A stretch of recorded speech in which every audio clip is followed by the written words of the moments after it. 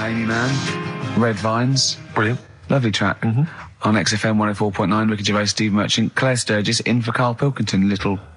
He hasn't called. He may be really ill. I'm feeling a bit guilty. How ill is he, though? I mean, do you know what I mean? How ill have you got to be to not be able to make a phone call?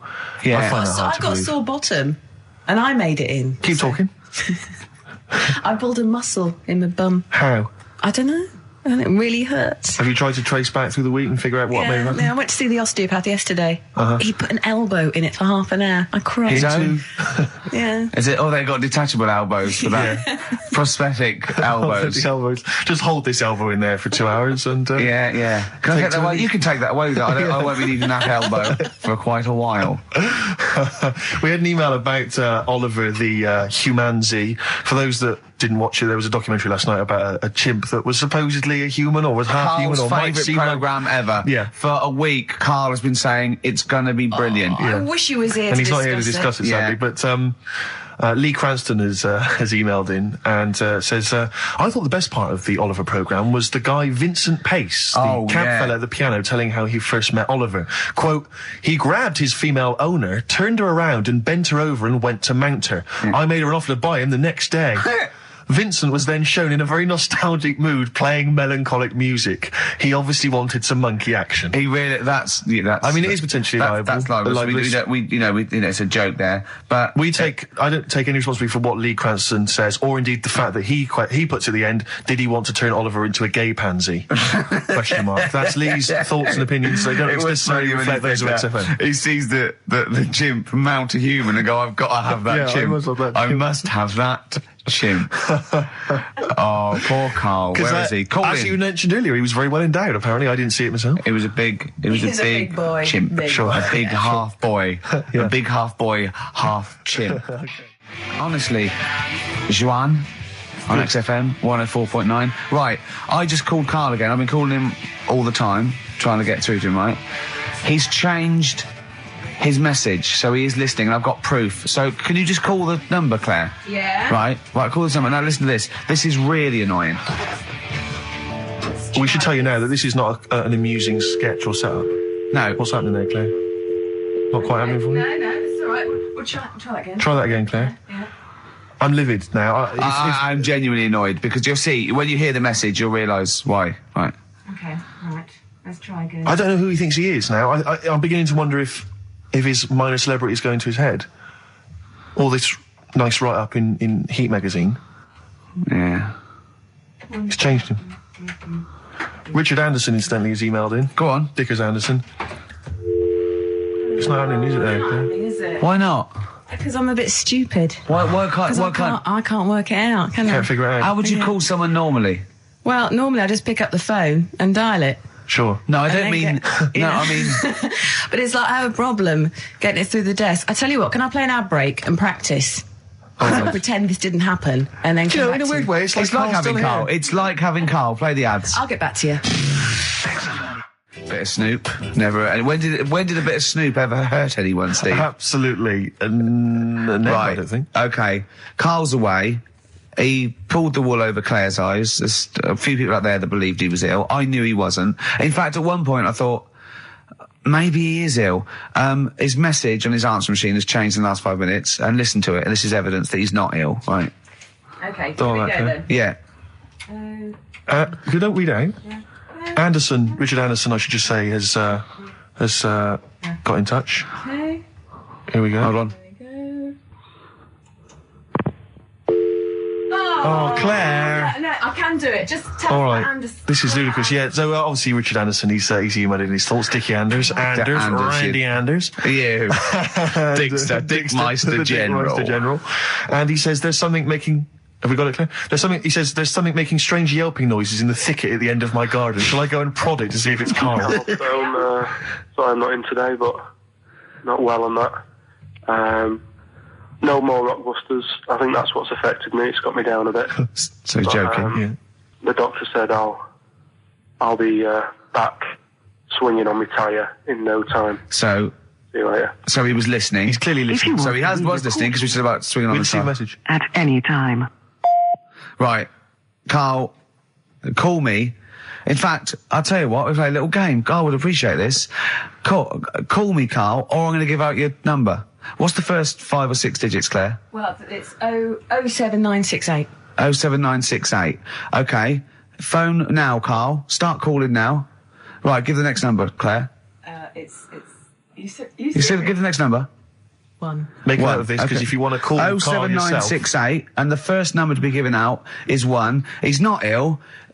How do you feel now, Claire? Because he's made a fool of you, because you believed him. I actually He's felt made a really monkey out of sorry you. for him last night. But now, passed out, I feel a little bit let down. Right, okay, so we give a number out every 5 minutes until Carl calls, because we know he's listening now. He's taking the piss. He's not ill, obviously, you can hear that. That was as long as a link, so he could have been here. He could definitely call. Are we leaving this message? Is this a message we're still leaving on his phone? Yeah. We're still leaving it. Good. Yeah.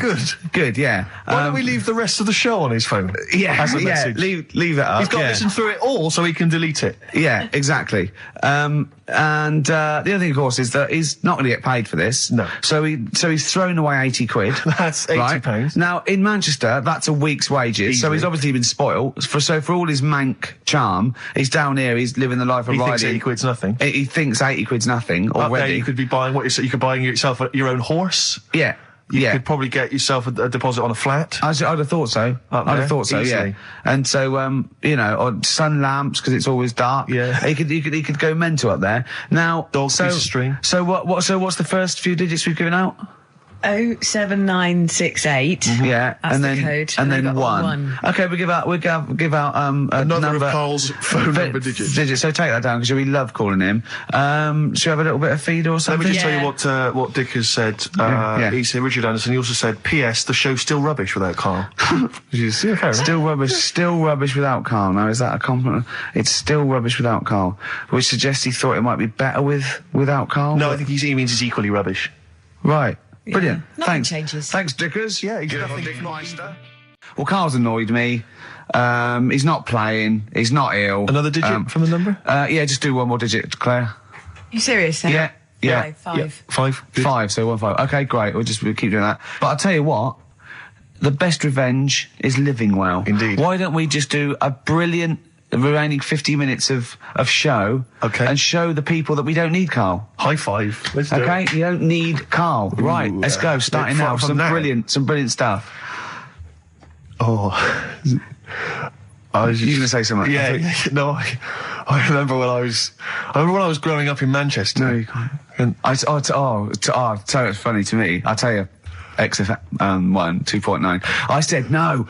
I saw a weird thing. I saw where in Leicester Square I was coming through China. I saw a hairy Chinese kid. No, I don't. It was weird because they're not usually hairy, are they? Did I tell you about me Auntie Flora? Is that supposed to be Manchester? Did I Did I tell thee about me Auntie Flora who shat herself for 3 hours once? Did I tell you? I don't... there was a woman born Carl, once... you have to phone us. We've got nothing. Oh, God, he's so annoying. Little twat. Do you know what I feel like doing? What? Writing a little sort of hymn or ballad. About to Carl? To Carl. Yeah. We've tried threatening him. That's not worked. Give out one more digit. We got half hour to go. Because they're 3 digits, so it's what is it? 07968. Yeah. 15. Next digit, please. 7. Okay, 157. Right. I hope you're making a note of that. You'll be able to phone Carl, leave messages, tell him what you think of him. Unless he phones. He can stop this at any time by just simply calling here in the studio. You can just call and say, okay, don't... you can just call and say, please don't give my number out. And I'll go... As I always do when I'm winding him up and I'm slapping his head and I'm sort of like spitting on him and stuff. Eventually he goes, shouts, stop it. And I go, well, you only had to ask. Exactly. So if he calls, I go, you only had to ask. Yeah. Oh, the phone's going. Play that break. I'll answer the phone. phone. It might be Carl. Oh. Wow, here's a bit of a turn up for the books. Karl Pilkington on the line. Right. Yeah, where you been? I'm off ill, aren't I? Right. Okay, what's the matter with you? Just a bit bunged up and that, and got the shakes, got that sort of, that shaky thing to get. Yeah, that's because you didn't eat last time when Suzanne was at work. Yeah, well, I think that's what brought it on. Plus, she was away in the week and I put some wet jeans on. And I think that's what's caused the problems. Well, where did you put them? On your head? No, they were just on the Maiden, and the legs felt dry. But just on the what? On the what? Have you got the Maiden? What was she doing there? What do you mean? On the Maiden that you put clothes on. What? Your clothes horse. Maiden. Your clothes horse. Well, yeah. Right. Okay. So you put wet jeans on, yeah. So that's why I'm ill on that. I'm not having a good time. I've been watching the football. So you're just sitting at home watching telly, where you could have been sitting here? Well, I would have been better off there, because I've got a chair there. I've got no chair at home at the moment, because I sold it last week. Why did you sell a chair? What, you only had one chair? What? Look, can't we just, I just was calling up to let you know I was alright and that. We're not interested in that, we want to know about the chair. I sold it. I had a little two-seater, and I sold it because I'm getting a new one, but I've got to wait another month. So you've got to sit on the floor for a month? So you sold a chair before you had another one? Well, she might not have wanted to buy it in a month or something. So I got rid of it whilst I could. She was alright, bloody. We'll talk about that next week. You're going to be in next week? I look forward to that then. That's a dynamite piece of radio to tune in for. The day Carl sold a chair. Brilliant. Alright. So you alright then? It's going alright? But why did you take this long to call? We asked you to call since the very beginning. We've been phoning you. Why is your phone switched off? I heard the beginning. I heard the beginning of the show. I thought, yeah, it's going alright, did air and stuff. Turned it off. You turned it off? No, I put a tape in though, because even though I'm ill, I'm still showing an interest in it. Well, you're not, if you're watching football and shaking. Yeah, well, I'll listen back to it later, so I hope you haven't been dissing me. No. Right? Definitely not. Don't listen back to it, it's not worth it, but we haven't been dissing you, no. And I've just been watching a bit of football, right? Did you watch the Monkey programme last night? You told us to watch the Monkey programme. We all stayed and watched the Monkey programme. Alright, wasn't it? What's rubbish, wasn't it? Obviously not half chimp, half human. Well, I mean, they missed out a lot of the interesting bits. They didn't have any interesting bits. Those are bits that you made up to make it more interesting. The bits that I told you about 3 months ago before they decided to make the programme. Yeah. What were the bits that you came up with? Well, they missed out the bits about, the zookeeper. Right, there wasn't a zookeeper, yeah, go on. Well, there was, but they left that bit out. Well, okay, fine. And they left out the bit where it ran from there in 1975. In terms of those that did research, they actually went and filmed it, you read it on the internet. Yeah. Yeah. Chances are you're the one with the facts wrong. Yeah, I think they also left out the bit when it jumped over 3 double-decker buses on a motorbike. On Evel Knievel's motorbike. Yeah. So, I can't believe it. I cannot believe it. Not only do you not bother turning up, but you turn off the radio and start watching football. Yeah, I turned it off, but I've recorded it. I'll listen back later and sort of... Well, what good is that? Sort of, I like to keep it in shape and that. I'll have a word next week. All right. If you receive any phone calls from people you don't know, we don't know anything about that. Instantly, we don't know why that is happening. That is just going to be a weird, spooky thing. So and don't bother telling the story about Men in Black 2 either, because I don't think people will be interested. Actually, on the subject of Men in Black 2, what? Have you seen that, Steve? No, I haven't, Carl. Tell me about it. You should see it. Go on. Why? Because there's this thing in it. Go on.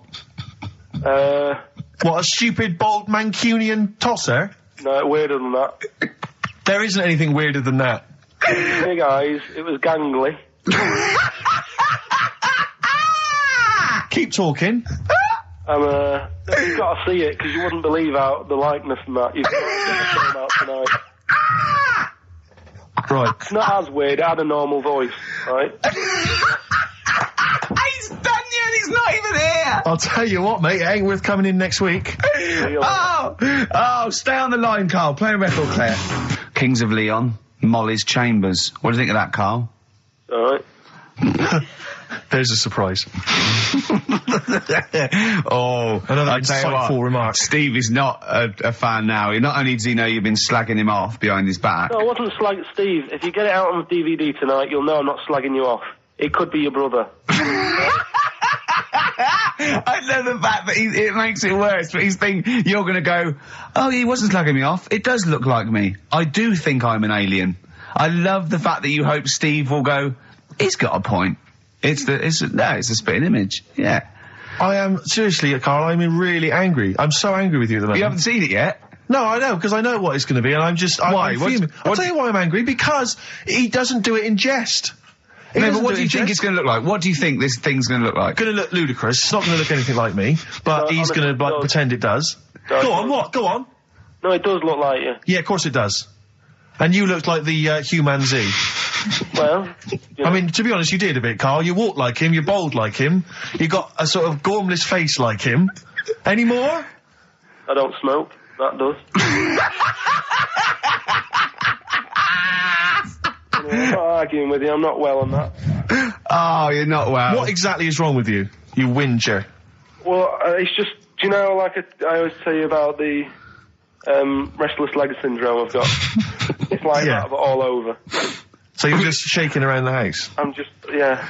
What do you look like, Elvis? What are you doing? You're shaking around the house. I'll tell you, with your bald head, you probably look like an enormous vibrator.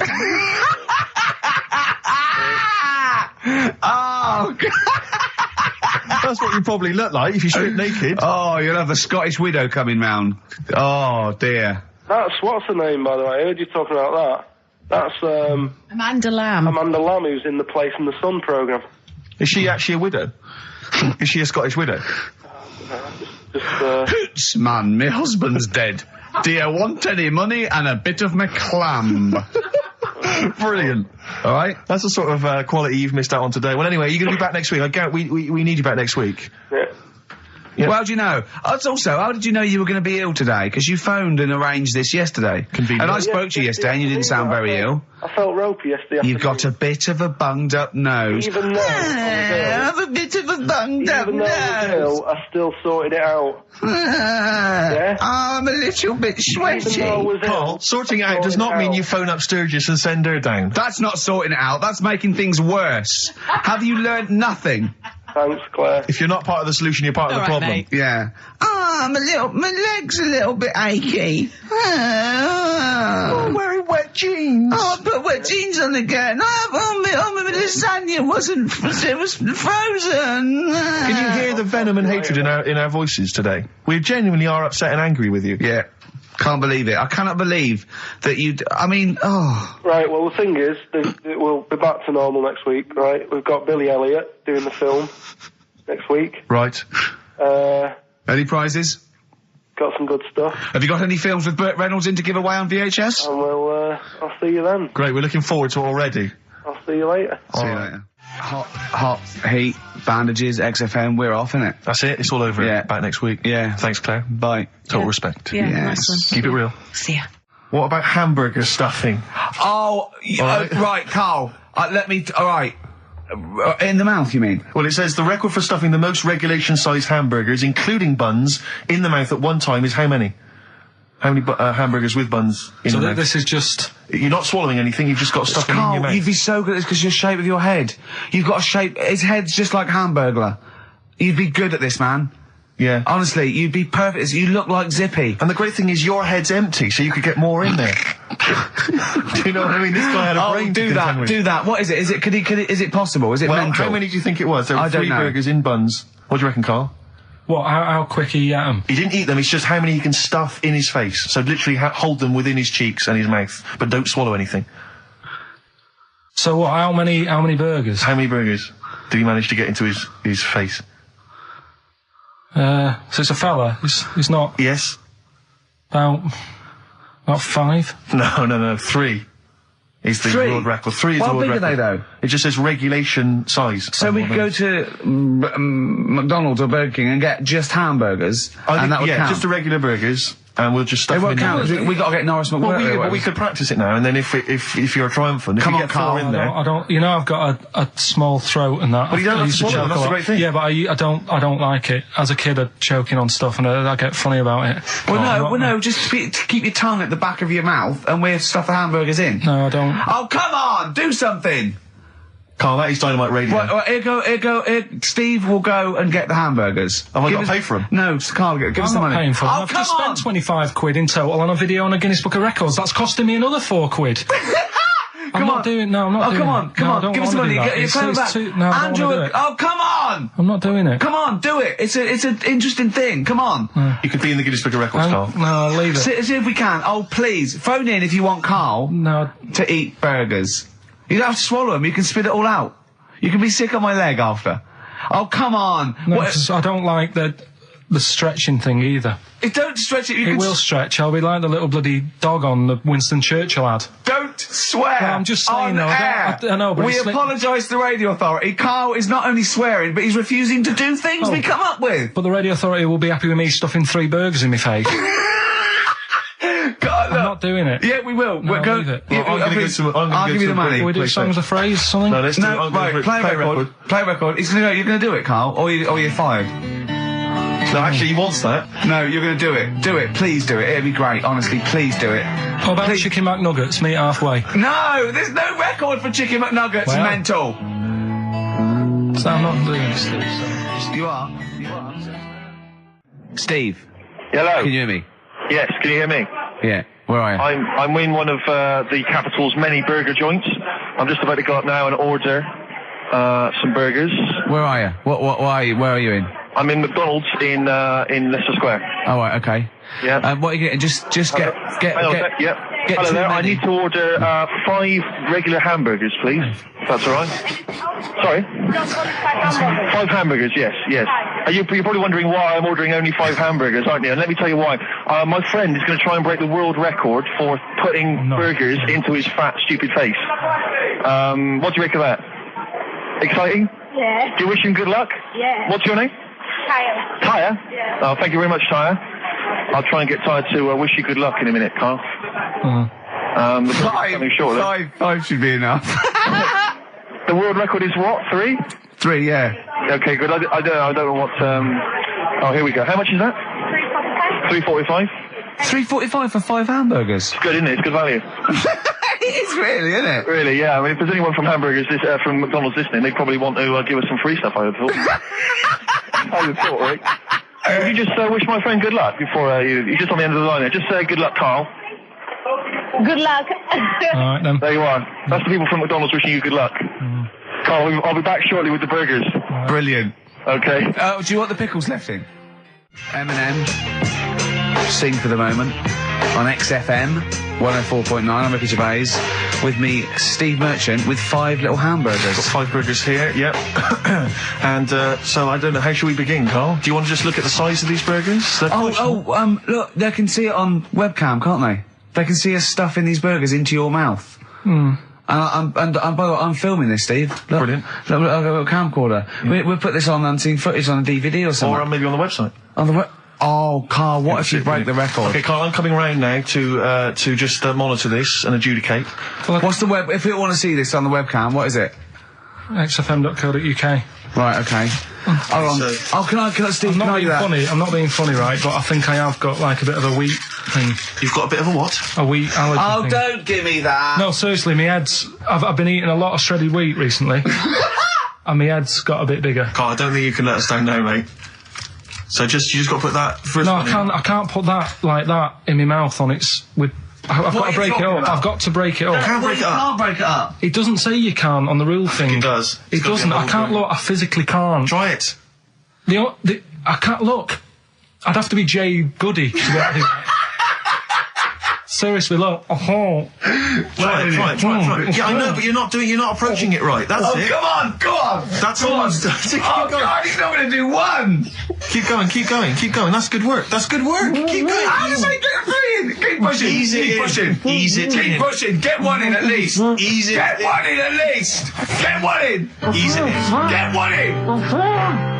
Push it. That's one. Let's go for another one.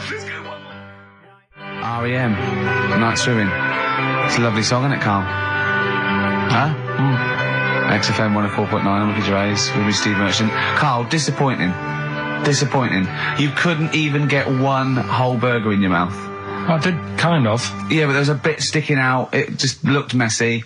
But you were saying about putting it in whole, and I don't think that's the rule. Okay. It's like you can get more in a suitcase if you put things in properly. So you don't just get all your clothes and chuck them in. So it's about, I reckon you've got to rip it up a bit. Okay, do that then. See how many you can get in. You've got to get in 2. No, just 1. No. Well, it's 3. Pack it in. What do you do? Pack your cheeks first. Honestly, Steve, my head is swelling a bit because I have got a wheat thing, a wheat allergy. That'd be good. There'd be more room. Right. Okay. Look, Carl is now just sticking it in his cheek. Yeah. Don't eat any. You can't swallow any. It's like a hamster. You got to work it like a hamster. Yeah, stick it in. Come on. He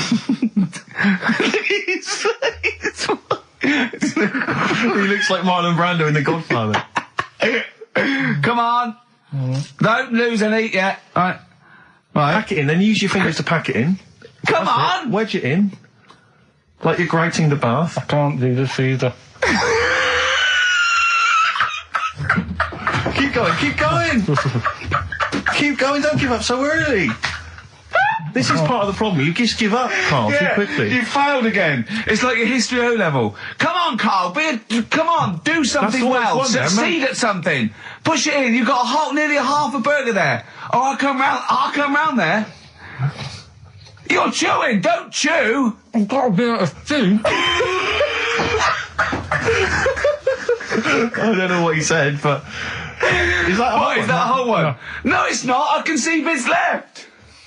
Come on, Carl. Come on, keep working at it. Keep working at it. But there's so much space in your mouth, I can see it. He's going red. Okay. Okay, we'll do another one. We'll do another one. That one then. We're doing a... Oh, are you alright? Are you going to be sick? Are you alright? Alright. Oh, God, should we play a record? He's making my eyes water now. Okay, I'll find a different one for you. Find a different one for What about most grapes eaten in 3 minutes? I'll go. Do you want to do that? Grapes are easy, aren't they? That's easy. Great. Come on, grapes are easy. Right. Songbird Oasis, right. Send Carl a little present. Send him some essential oils or something, or, a little lavender pillow, or just a little message. Send him a little message. Tell him it's all worth it. He's getting all grumpy, aren't you? I just get sick of it, that's all. It's not worth it for going through the stress for 30 quid every Saturday. You lying little... You'd get more than 30 quid. Oh, not much more. Anyway, Steve, who's the winner? The winner is Mike McNulty. He correctly answered the fact that there were 4 films featuring Hannibal Lecter. There's a downer now, isn't there? There's a downer. I think it was you, actually. I mean, I don't know, Carl. It's not like I'm just trying to win myself a place on your team, but I actually felt that Ricky was really I gave him grapes. I thought Ricky was discourteous, if that's a word. I thought he was rude, aggressive, unpleasant. As one person emailed in, a dickhead. So, someone also said you were fat and talentless. So, I don't like those emailers who do that sort of thing, but one of them said you were really, really annoying. Well, cheers for that, but you're still not on the team. They didn't like what you were wearing. So, back next week. What did he say? He went, cheers for that, but you're still not. Rowdy John Boy. All possibilities on XFM 104.9. I'm Ricky Gervais, with me, Steve Merchant and Karl Pilkington, and a few new characters. Steve, I can't believe as you said, I know you love Moyles and his sort of wacky stuff, and Chris Moore, Edmonds, one of the greats, and Edmonds, and just all the. Well, I'm going to go along the same sort of vein. I've come up with a couple of. Can I show you one? I'm excited. Okay, right. It always starts with a sort of doorbell. Okay. So it goes, ding dong. I go, oh no, hold on, Steve, hold on, Karl. Who's that at the door? Yeah. Hello. Oh, hello. Oh, look. It's Camp David, the right queer gay. Oh, hello. Hello. You look all gay today. Is that because it's nice weather? Oh, no, that's not what it means. Oh, have you got a girlfriend, Camp David, the right queer gay? No, but I've got a boyfriend. Yeah. Oh, bye. Yeah. Right. Oh, ding dong. Oh, it's another one. Another comic. Hello. Oh, look. It's Holy Fuck, the little funny Chinese fella. Wait, that's his name, Karl. That's his name, Karl. Karl. Hello, Holy Fuck. Harold. Yeah. Right? Yeah, that's fine. Mr. Fuck, you can call me Holy if you want. No, I'd prefer to call you Fuck. Yeah. Right? You're right. Nothing wrong with this so far. No. Have you got a girlfriend, Mr. Fuck? Achoo. Oh, you haven't got that SARS, have you? Yeah. No, that's my girlfriend's name. See? Yeah. Clever. Oh, just before you go, Mr. Fuck, I've got two things here. I've got a nice trilby hat that you could wear, or I've got a little lampshade. Right. Which one do you want to put on your head and walk around? I presume the trilby. No, but it's not. No. Yeah. The lampshade. Lampshade, of course. Bye. See you later. Yeah. I thought they were genius. Can I be honest? I'll be honest. I thought they were brilliant. I thought they were. You didn't steal them off Chris. No. They're original. They're original. Sometimes characters. Chris Moyles has done stuff as good as that. I know. Yeah, I know. But no, these are all mine. So there you go. We'll be hearing more from Camp David, the right queer gay, and Holy Fuck, the funny little Chinaman. What? All right, Carl. Yeah. Is that your sort of humour? It might not be your sort of humour. You just should have run it past me before you did it. Yeah. What one are you worried about in particular? The not Camp David. Well, say his name. No. Say his name. Which one? I don't know which one you mean. The Chinese fella. Well, I forget who that was. What was his name? I can't remember. Well, if you can't remember, it can't be that good, so we'll leave it. We won't do it again. Right? I'll tell you what I've got, Steve. Oh, what? I'll tell you what I'm thinking. Go on. Right. Do you know, like, TV programmes sort of get rested in the winter? Ding dong. Oh, no. Hang on, who's this? Oh, go on. Hello again. Not now, Mr. Fuck. We're talking. Bye. Is that Holy Fuck again? Yeah. Okay, Carl. Look at Carl's face. Right. Okay, that's it now. I'm not answering the door anymore. Right. Okay, go on. Right. Yeah. Ding dong, ding dong, ding dong, ding dong. He's trying to get in. You've got. Don't be impolite, Rick. Come on, Rick. He wants to come in. No, it's too late. It's too late. He's gone away now. Go on. Right. Anyway, what I'm thinking is, Rockbusters coming back for a bit. What? What are you talking about? He likes my idea. He likes my characters. He doesn't like that idea. If I what, Carl? No, what? I was going to say if I came up with with what? With that Chinese fella. What was his name? For a sketch. You wouldn't have liked it. Let's do Rockbusters and see how it goes. I know you weren't a fan of it, but. Hang on, yeah, but to be honest, Carl, he dissed Cheap as Chimps, and we know that's a brilliant idea. Hang on, sorry, we all agreed that Rockbusters was a piece of old toss. No, I didn't. I said it needed resting. That's why we stopped doing it. I said it needed resting for a bit. I don't remember that conversation. What do you mean it needed resting? We abandoned it because it was appalling. You it started off as a nice idea, but you just gone crazy. Let's play a record and come back to this, shall we? What do you want to play? Bit of sugar. Oh, yeah. Brilliant. That cheer us all up. I don't know why you were thinking of bringing this back. I'm genuinely worried about this. Well, is that the doorbell? But do you not think that Columbo looks like he smells? Would you imagine he smells a bit? He's a brilliant detective. Well, he's got that dog and he smokes cigars, so I imagine he smells. I reckon he stinks. I reckon he doesn't clean his clothes enough. Oh, I think he has. I think he gets up and washes, but I think he puts on a he's too absent-minded. I think he's too busy thinking on solving crimes and stuff. What do you think? Do you think his wife makes him clean his pants now and again? I think they're quite a bohemian couple. I'm not sure she's really interested in that. I think she's got her own mind. Maybe she's a painter or something. No, maybe she's losing it a bit and he's a bit embarrassed by it. Yeah, that could be true. And she's probably incontinent, so while she's ironing his trousers, she just all over them, and he goes, oh God, she's shatting my pants again, I gotta wear them out. Yeah, so that's what... Oh, ding dong! Who's that? This? Oh, hello! Oh, look, it's David Gray, the bent piano player. Oh! All right. I thought it was going to be Columbo. That would have been a joy. Ding dong. My wife loves you. No. Hello. Oh, I don't believe it. Look who's turned up, Carl. Do you want to do Rockbusters, Steve, now? Can we listen, with the whole Rockbusters thing, I don't want to be responsible for bringing it back. So I think we should put it to the vote. You should email in. We'll give people 5 minutes to email in. I'll take a straw poll. Do you want to see the return of Rockbusters or not? We're leaving it to you, the audience, to decide. Okay, Steve. I guarantee it's going to be a landslide. They are all going to want it.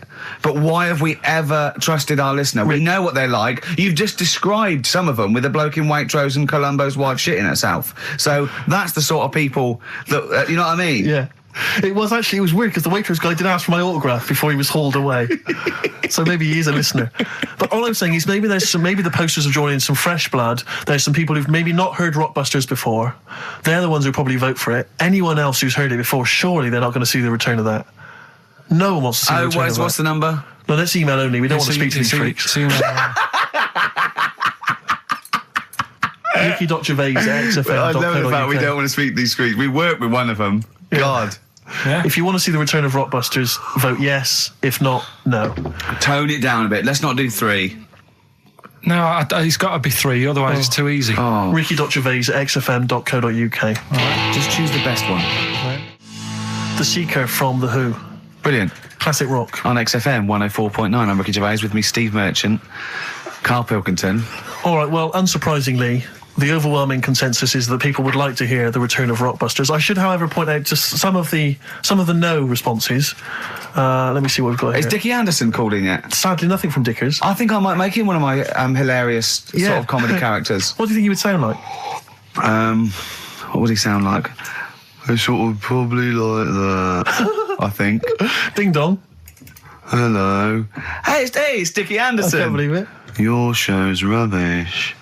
Something like that? I mean, I think you should work on them perhaps before You're saying there's not a lot of substance to these guys? I'm just saying that, once the novelty of the doorbell has worn off... I don't think you understand comedy on radio, Steve. I'm not sure I do, to be honest. Listen to Noel Evans, listen to Moyles. You'll see you don't need to riff with it. It's just, you just do the doorbell and just say they're here. Right. That's all you need to do. Sure. So, that's the main thing. Well, so we've had a couple I'm of thinking of some responses. more characters as well. We'll keep working on those. Yeah. Marcus has emailed. He says no to Rockbusters. He hasn't heard it, but it sounds rubbish. Believe me, you couldn't be more right. Well, does The Office sound good as a title? All right. This is someone else. Don't bring back Rockbusters. Please, can we have more Holy Fook? You're not pronouncing it right, Steve. I know. I was just a bit edgy there. It's Holy Fuck, the little Chinese fella. Holy Fuck, the little funny Chinese fella. No, okay, all right. Well, otherwise, Carl, other than those few negative ones, most people want to see the return of Rockbusters. So, do I have to go on in. tell people what the prizes Let's are? go. Let's do it. Yeah. Are these the prizes? Yeah, they're the prizes. All right, let me have a look. We've got the new album from Goldfrapp. What's this one here? Oh, I've no idea. The Yardbirds. A new album from the Yardbirds. On VHS, Coogan's Run, the show where different characters make an appearance each week, including, I think, Pauline and Paul Calf. Good stuff. Who the hell wants this? Meglos, a Tom Baker Doctor Who edition. And the only decent thing really in the collection, other than Coogan's Run, is the X-List, the double CD featuring lots of current indie favourites. So, not bad little selection there, Carl. Placebo and Bitter End. I don't want to contradict you, lads, but it's not. We've got a full hour to go on the Ricky Gervais show on XFM 104.9. I am Ricky Gervais, the aforementioned Ricky Gervais, with me, Steve Merchant and Karl Pilkington. Rockbusters. Oh, ding dong. Oh, who's that? Oh, it's a posh bloke who doesn't care about poor people. Hello, posh bloke, what are you doing?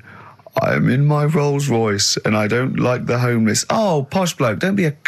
You want to do that? Satire. That is satire. Yeah. There's nothing like it. It's political as well. I'm getting in there's political so many. things. Don't even begin to show off. I was showing that some foreigners are funny. I got in the fact that, like, if you notice that Chinese people wear different hats to us. Yes. So that's political in a sense. Yeah. So, The weird thing is, Steve, right, that is like what I imagine Ricky's house being like when people are ringing the bell. Because they're all so different. It's got a little... He's obsessed with all my friends being slightly different to each other. I've never understood it. He goes, there's no thread. There's no thread to them. All my mates have got a thread running through them. I was in literally after they walk out of the home. Yeah. But what do you mean my friends are all different? Well, that could be... It wouldn't surprise me if I was round there and the bell went, and I said, do you want me to get it? And he said, yeah, and I opened it, and it's, what, Holy Fuck? Holy, yeah, he's at the door, right? And then I'd say he's busy, close the door, bell would go again, then you got the little gay fella. David Gray. Yeah. And then, do you know what I mean? Yeah. The clue, these people from the East Midlands swear a lot. Yeah. TTB. TTB. The answer? TTB. Yeah, go on. Give the clue again. These people from the East Midlands swear a lot. Tourette's Trent D'Arby. Right, you're never doing Rockbusters again. Tourette's Trent D'Arby. Right, you're not doing it. You're never doing... You've blown it. You see, you sneak that one in. Yeah, but I always like to sort of give two that, a fairly easy, and then you sort of work out the men from the boys then, don't you? Yeah. Well, I mean, if I'd have done a character called Tourette's Boy, friend of the little Chinaman, and it went, ding dong, oh, look, it's Tourette's Boy, friend of holy fuck, holy fuck, you'd have been annoyed. Do you know what I mean? Oh, who's your mate, Tourette's Boy? Holy fuck. You'd have been annoyed, wouldn't you? Is that a character from Lenny Henry's show? I can't remember whether it's Chris Moores or Lenny Henry. Yeah, one of them. Anyway, the winner, lucky old Richard Perks from Birmingham. He's listening presumably on Sky, and so nice to have him listening. And that's Richard Perks. He's got those answers, all of them right. In fact, most people seem to get Terence Trent D'Arby or Tourette's Trent D'Arby. Well, I think that's offensive. If you want to complain, what's the number? What did they write to complain about that? Using the same person you told people to write to and tell them I was a knobhead and shouldn't be on the radio.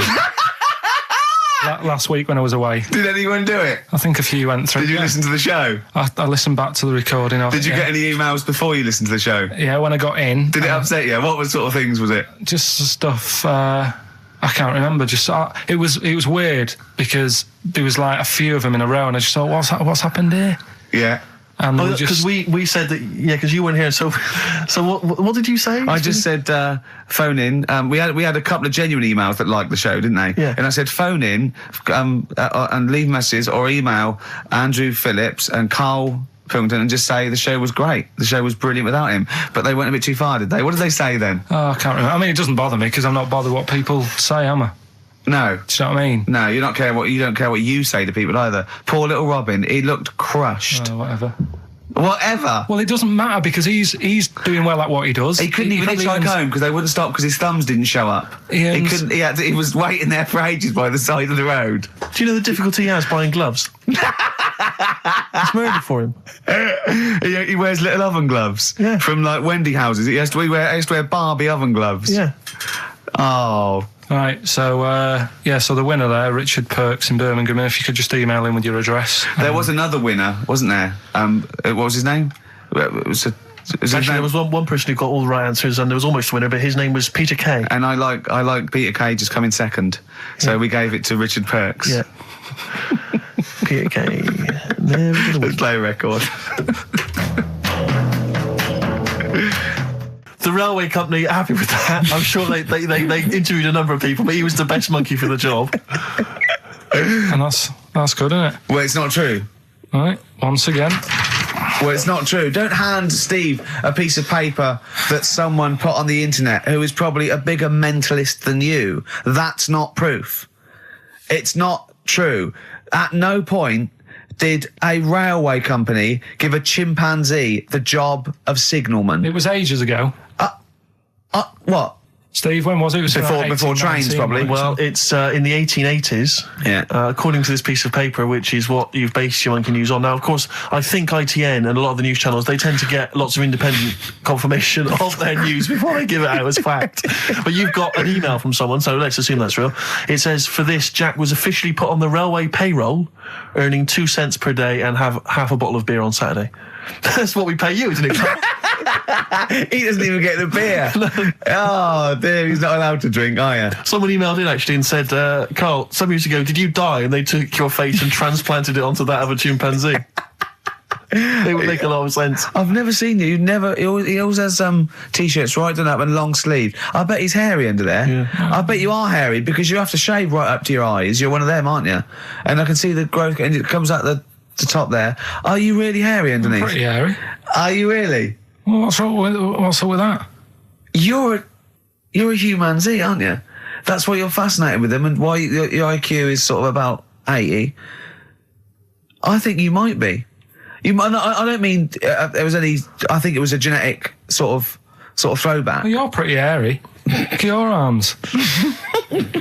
What? Just look, give me that banana and shut up. Play a record. That's mine. By the way, Red Hot Chili Peppers on XFM 104.9. So, a few more shows. And I hope Sony are happy. They should encourage. We've only been radio, a couple of years. Exactly. You encourage young talent like you. Yeah. Instead of giving it to Radio 1 and Radio 2 and... The old war horses. We just had a quick email. I wonder if you could answer this. It's James from NWL. He says, Ricky, is Karl going to be on this week's show? Please let me know, as I may listen if he's not. Sadly, he is here. I mean, people are already turning against you, Karl, because they've seen what's happened. Yeah. I think they've probably realised that we've... I think we gave you too much. I think we've got a spoiled sort of kid in our hands. It's sort of like, we knew how bad he was, but we were trying to sort of bring him out of his shell a little bit. Yeah. You got to encourage sort of, children like Karl. Well, yeah, exactly. Just sort of fend for themselves. But I like the fact that Dickie Anderson had that wonderful rant. It was an articulate email. It was quite long, and he must have typed it immediately. I'm thinking, because he's a fan of the show and he thinks I'm a genius, we need a PA. Sure. Don't we? Yeah, yeah. Do you reckon he'd come and work for us? Well, he can't be any worse than what we've already got. I know. You know. So, there you go then. We're giving up radio. We're going to concentrate on television. Carl's going to probably go back to what? Your little... just doing your sound? The thing I won a silver for at the Sony's. Funny that, isn't it? Oh, you won a silver, did you? I got a silver, yeah. Oh, yeah, what was that for? For doing the proper job that I do here in the week. Oh, no, there's 2 of you for a start. Yeah. Well, there's 3 of us. Can't even get a bronze. Now, who's the weak link? Right? Well... Bit weird, isn't it? Let's not argue. We haven't got many shows to do. To be fair, though, this show is... I think it's more to do with the fact that you talk on this show that has brought us down. Right, I haven't said anything hardly today. No, well, this is an award-winning show, potentially. We'll add this one in for next year. If you could just keep stum, we might have a chance. All right. Well, coming up, right? Carl. Let's put it behind us. Okay. Let's draw a line under it. We had a meeting yesterday. We thought we better, for the last few shows, plan it a little bit. And me and Steve came up with a great idea. We're going to offer Karl money to do stuff. Yes. That's the quality of the ideas on this. Yeah. And I bought some money in, little stuff, because we had him showering with our mate Johnny for £1,000 yesterday. Yeah, we just got into a discussion, and then one of us suggested that how much would it cost us to pay you, Karl, to have a shower with another man? And there's nothing going on. No, there's nothing going on. You're just in a shower, normal shower. You're just washing each other, not each other, just yourselves. You're just having a chat. Yeah, washing yourselves, having a shower. Yeah. But it's a regular shower in a regular house. It's not a shower in a swimming pool. And he went fine. We got £1,000 out of it. He wouldn't do 900. He got £1,000 out of it. But then we said, and we'll have to watch to make sure you do it. Yeah. And he went, no, that's weird. So, but why? But this is what annoys me though, right? The whole idea of, what would you do, right? So I bet you missed out there. When we started this chat saying, I wonder what you do for money, it did start off with, would you rub Dale Winton's neck? Would you give Dale Winton a massage for 20 quid? No, but you have to say no, 500. We're trying to find out what your price is. What price, Karl, is the name of the show. So would you give, Dale Winton he's got a knot, he's got a bit of a knot, he's stressed, he's been doing supermarket sweep, and he's furious. One of the contestants was answering back, calling him names, and he's got all knots in his neck. You just just give him a little bit of a, 5 minutes. A little neck massage. How much would you do that for? He's naked, and it's just a little neck massage. There's nothing going on. It's like... See, there you You're go. naked as well, but it's just the 2 of you naked giving him a little massage. No, seriously. Would you give him... okay, would you give me a foot massage? For how much? Well, that's what's your price? And what are the rules, though? Can I wear gloves? No. No, just Let's start off simple. Would you take off my shoes and socks? I'd do it for, 50 quid. Okay, no, 20 quid to take off one shoe and one sock, but like you mean it. You just take the shoe off, you go, and as you're putting down my sock, you pull the sock down slowly, you look me in the eyes and go, what lovely ankles. Seriously, how much? What price? 20 quid a foot. 20 quid a foot. That's got to be worth it. So 20 quid, you will take off my, we'll put on some soft music, right? I don't need it today. That's what I was saying to you yesterday. You always do you know what I mean? No, you don't. At the moment, I'm quite happy. Give it to a homeless person. Give it to a charity. Well, we'll get him in here. Well, are you still going to shower with Johnny for £1,000? Not now, because you said, and me and Steve are just going to stand in the corner and watch. Well, we've got to make sure you do it. You might go in there and just wet your hair and come out, pay Johnny 500 quid and go, yeah, we had a shower. How will we know? Sorry, I'm quite interested about the shoe and sock. I'm back to the shower. You just have to wash yourselves. Now, we have to inspect that it's really clean, because we want you to wash certain parts really... Right, well, why have you both got to be in there, then? Well, no, just one of us. Can we just take... yeah. Or can Steve film it? as evidence. Just as evidence. Or I'll tell you what, we'll leave the TV camera in there. Neither of us to be in there, then we can just watch the video. Yeah. Are you a couple of benders? Are you a couple of benders? No. No. But can we discuss further the taking of the shoe and the sock? Because I think there's £20 in. I'm willing to pay £20 to see that. See, a little surprise for you there. That's Coldplay here. They're live through there. Thanks. Can you hear me? Can you hear me? Yeah, brilliant. Do you want to say a few words? Do you want to I'll have a quick word with Chris, lead singer Chris. Chris, good to have you here. Hello. And how's it going with Gwyneth Paltrow? Brilliant. Yes, she's a lovely lady. Yeah, no, I thought so. Yeah, I saw her in Shakespeare in Love. She's good in that, isn't she? If you would pass that on to her, just say I enjoyed that. It's going all right. You going to get married or? Yeah, so I marry either her or that Julia Roberts woman. Yeah, either one is good. Yeah. I know you're on holiday at the moment in Hawaii. I read in the paper today. No. You're actually here? I'm actually here. Okay. Got to go now, got to go. Alright, just a couple of quick... See you later, Chris. Yes, see you, Ricky. So that's the sort of guests. That's the calibre of guests. We're just trying to up just things. like Jonathan Ross. We've got guests like Jonathan Ross. That's Coldplay, just popped in. So if you're the Sony people listening, you might... And we've still got Karl to take off my sock for 20 quid, okay?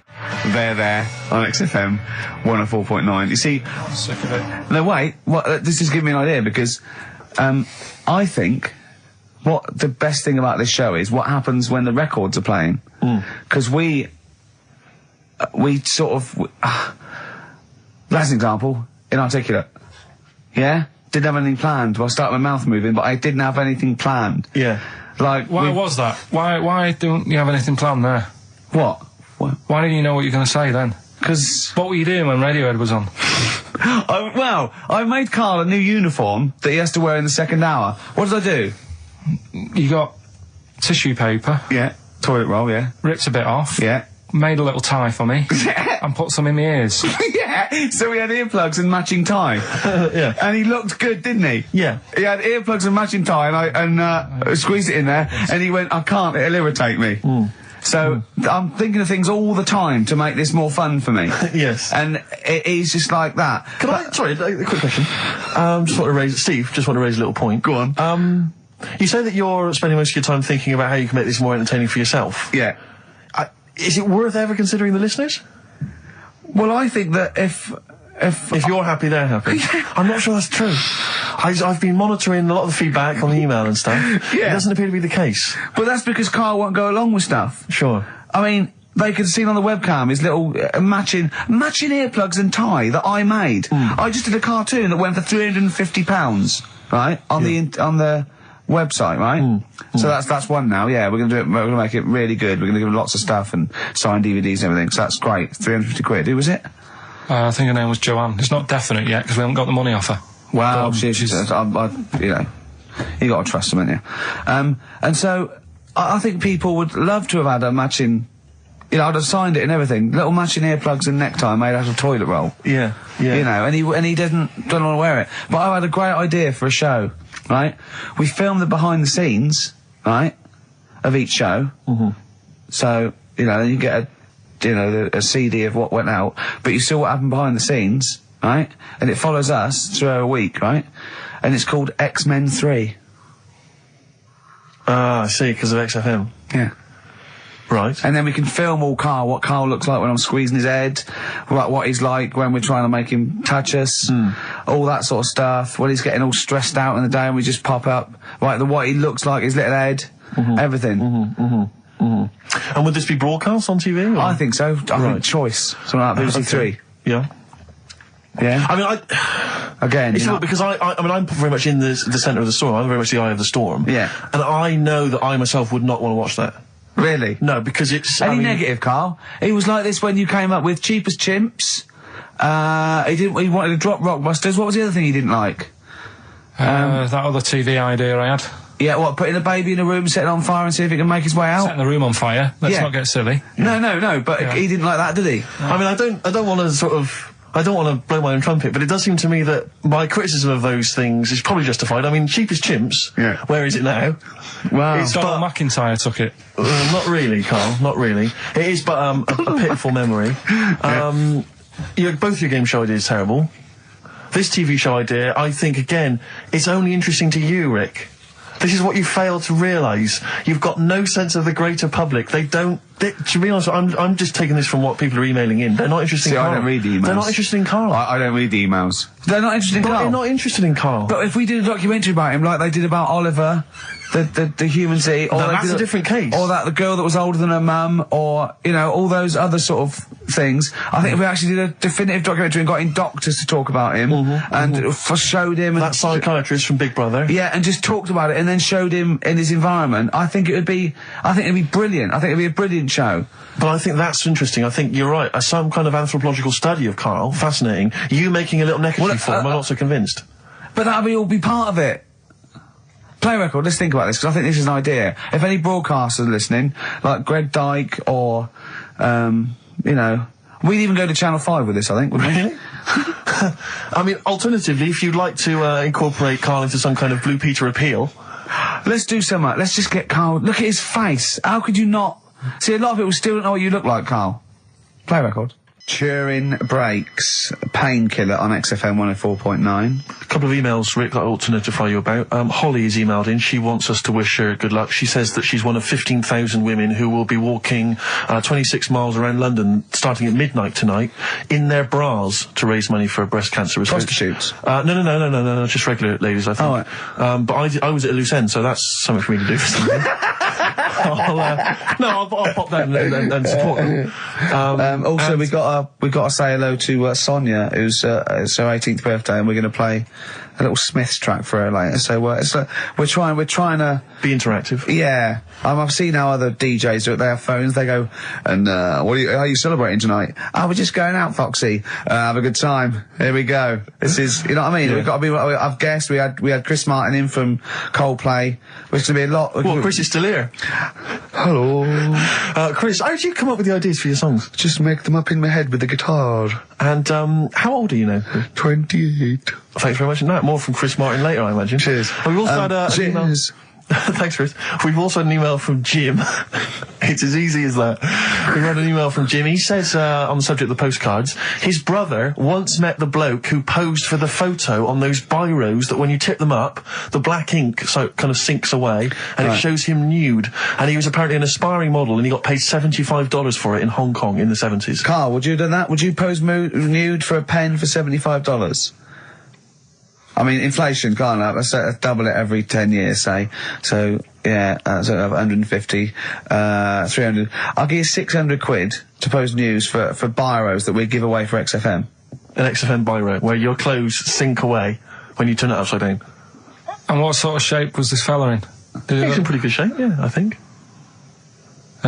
600 quid. Yeah. I'll make it back on selling the pens. No, I won't do that. I always remember being at school, when the first time I ever encountered one of those pens. There was a kid at school, Jason, and he had a pen, one of those pens, and he turned it upside down, and it was where the woman's clothes sink away and she's naked. Yeah. And I remember sort of seeing it and him showing it to everyone, all the young lads, and them thinking, this is amazing. And I always remember thinking it was like the idea that it was sort of a way to cheat teachers. Oh, there's Jason, he's just got a pen there with a picture of a woman wearing some clothes. That's fine. Yeah. There's nothing wrong with that. If he brings a porn mag in, I'll have him. He's out. But, yeah, but I can't. But I've always imagined, can you imagine how embarrassing would it be to be caught masturbating over one of those pens? Businessman. Yeah, he's like, his wife catches him. No, sorry, what are you doing? I'm just doing some writing with this regular pen. Right, what? Well, no, don't turn it upside down. Can I just come round where you're sitting? Why are you naked? The only thing I think more embarrassing would be to be caught masturbating looking into a mirror. Well, for you maybe, for me and Karl, right? Don't steal our son. Please, lads. Thrills on XFM 104.9. I'm Ricky Gervais. With me, Steve Merchant and Karl Pilkington. Yeah. Little Karl Pilkington, little baldy mank, whinging little twat. How are you? Yeah, all right, yeah. What are you doing? Feeling a bit happier today? You look as full of spunk, as they say in America. Yeah, I'm all right. Just a bit of a miserable day, though, isn't it? Yeah. A bit miserable. Yeah. Walking in today, right? Do you know I walked through, like, the sort of the gay district of London and that? Right. You don't walk, you mince, don't you? Well, just walking through on the way to work, and I'm always interested in their little shops and stuff that they have, right? Loads of their little shops. That's no, don't be ashamed of. If you want to go in and buy something, go in and buy something. I'm just having a look at, looking in the windows and stuff. Little postcard just near the entrance. Yeah. That's meant to tease people in, to make people go, that sounds good, I'll nip in. Right? Little postcard. Free butt plugs with every sale. That's great. How did we get from 5p off milk to free butt plugs with every sale? Wow. What's society come to? Well, it's because we're liberated, Rick. Yeah. It's an open society. What did you buy to get them? You didn't buy... I didn't but what's the purpose? What, of the poster or of butt plugs? Butt plugs, because I really honestly you don't... shove them up your arse, don't you? Whoa, slow down, bum. Shove them up your bum. Yeah. But when? Is that just like when you're doing whatever, doing stuff around the house? Or? I think it's not to keep things out. Is it like you would use a plug in the sink to keep, the water in the sink? Oh, if you're not gay. Get that? Oh, yeah, no, I know what you mean, yeah. I don't know. No entry. What is it? I mean, I don't understand what... I don't know. I assume it either feels good or are they... well, I've got to be careful here. Or are they sort of like breaking it in? Right, yeah. Do you know what I mean? Like it's like a shoehorn. Sure. or It's like when you stick paper in your shoes if they're a bit tight.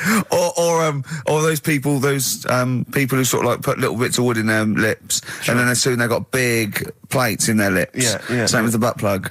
It means you can, you're ready for anything. I don't know, do I? Look at Carl's face. Well, if you know what butt plugs are used for, then why not get in touch? Ricky.Gervais at XFM.co.uk. What do you think? If there's any... I can't believe we're already on this subject. I know. It's 5 past 1 and we're I was going to say then, if there's any people who use butt plugs, and I was thinking that Carl would have said, well, they're not up yet. Yeah. Because they go out late. No, but what is it? We're award-winning people. We've written a TV Not on show. radio, though. Not on radio. We're rubbish on radio. I know, but we've got nothing to lose. But I always say to you, Steve, that I like educating people and that. Now, the way I see it is I didn't know what they were. Let's phone to go. Someone might know about butt plugs. All right, we'll get No, get them on. Get them on. Ask them. No, because they might say something dodgy. Oh! Yeah, whereas, what have we just been doing? Just take a chance. Take a chance and tell them not to swear. Well, you tell them. Okay. Right, Steve, I haven't got my headphones on. Hello, who's that? Hold on. Who, sorry? Nicholas. Nicholas, hello, mate. You're not going to swear, are you? No, I'm not going to swear. Keep it clean. Yeah. Keep them keen. What were you calling about? I'm phoning about your plugs. About, not my plugs, but sure, plugs in general. What, do you know much about them? No, are you a plug user yourself? No, I'm just thinking if maybe you've got some gay friends and you're spending the night at their place, you might want to use one. Right. What, you mean experiment with them, or...? No, so you can make sure they're not going to do anything while you're asleep. Could I suggest, just lock the door? I mean, that is easier to me. Can I make a bigger suggestion? That's probably the most homophobic thing we've had said on the show today. Thanks very much for your call. Right, okay, good. Well, that's why we shouldn't put people on the line. Just, without checking first. I think Carl's made a good point. That's the calibre of listener we've got. God Gave Rock and Roll to You by Kiss on XFM 104.9. Ricky Gervais, Steve Merchant. I'm bloody glad he did, Steve. Thank you, I am. Cheers. Carl Pilkington's with us as well. He's learned some stuff while the song's been on. He's had a couple of calls, one from a bloke, one from a woman who worked at a sex shop, and you learnt quite a lot. I could see your eyes widening. What have you learnt then about butt plugs? I haven't really learnt anything. I still don't understand. Yes, you have. No, but the woman was just saying, it spices things up a bit. Yeah. Well, what do you need to do that for? The end result is always the same, I think. So why complicate it? Do you know what I mean? Are you with me, though? These people who say, they do stuff all night, it's like, what's the point? That's why I like short stories and that. Yeah. Oh, brilliant. So... Excellent. I wish people could see what he looks like when he's talking like it. Oh, in fact, he's in Heat next week, Steve. Right. Yeah, they've put a picture of him. They could do the grab off the DVD, and he's behind the scenes, and he's got his little picture in Heat, and he hates it, don't you? Well, I'm a bit annoyed because I didn't want it in. Why are you worried? Just don't want people knowing what I look like and that. Why? Were you on the DVD? Yeah, but...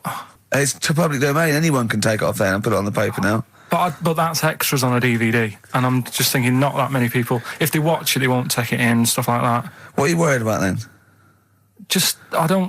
There's like me brother and sister and stuff who I don't see anymore. If they know what I look like now, they might. What do you mean if they know what you look like now? They've just got to imagine little Karl Pilkington with no hair. No, I've changed quite a lot because I work hard, don't I? So I've aged quite badly. Right. And I'm just thinking if they you used to have the hair of a Chinaman, but didn't you? sorry, why is it a problem for your brother and sister to see you? Because I don't see them anymore, do I? And they'll come out of the woodwork now. What? They're after your millions? No. So they're sitting at home, they're looking at Heat, and there goes Karl Pilkington. Oh, Karl's my brother. My brother. Oh, maybe I'll go and see him. I don't want the hassle. But they could find out where you are. What's the hassle then?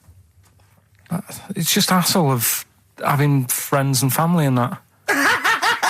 You mean this, don't you? Yeah, it's you know that I'm not into having. But if either your brother or your sister came to your door, would you not welcome them in and give them a cup of tea? Do you know what? He bumped into his sister right after about 7 years in a car park somewhere, right? And she went, "Oh, I got a picture of my new kid. Do you want to see it?" He went, "Not really. All kids look the same." And she went off in a huff. Unbelievable. Yeah, but that's the problem, though, isn't it? She hadn't seen me for years and years. That's the way I am. I'm not like being rude or anything. I'm just says what comes in my head. Oh, don't give me that. Don't do that. I'm not rude. It's what comes in my head. That's a rubbish excuse. Not rude. Know me, know my ways. Yeah. Right, am I wrong then? Let's look at it. Let's look at what I said. There's Nouts Obama's cakes. Know me, know my ways. Get out, you twiddle flunt. What is that? What sort of philosophy is that? Know me, I'm rude and take it or leave I'm not being rude. You are being rude. What, saying that all babies look the same? It's your nephew. You didn't even bother to have a look. You could have been courteous and had a look at the picture. If it was a first, I'd say fair enough, but she's got loads of kids. Oh, fair enough.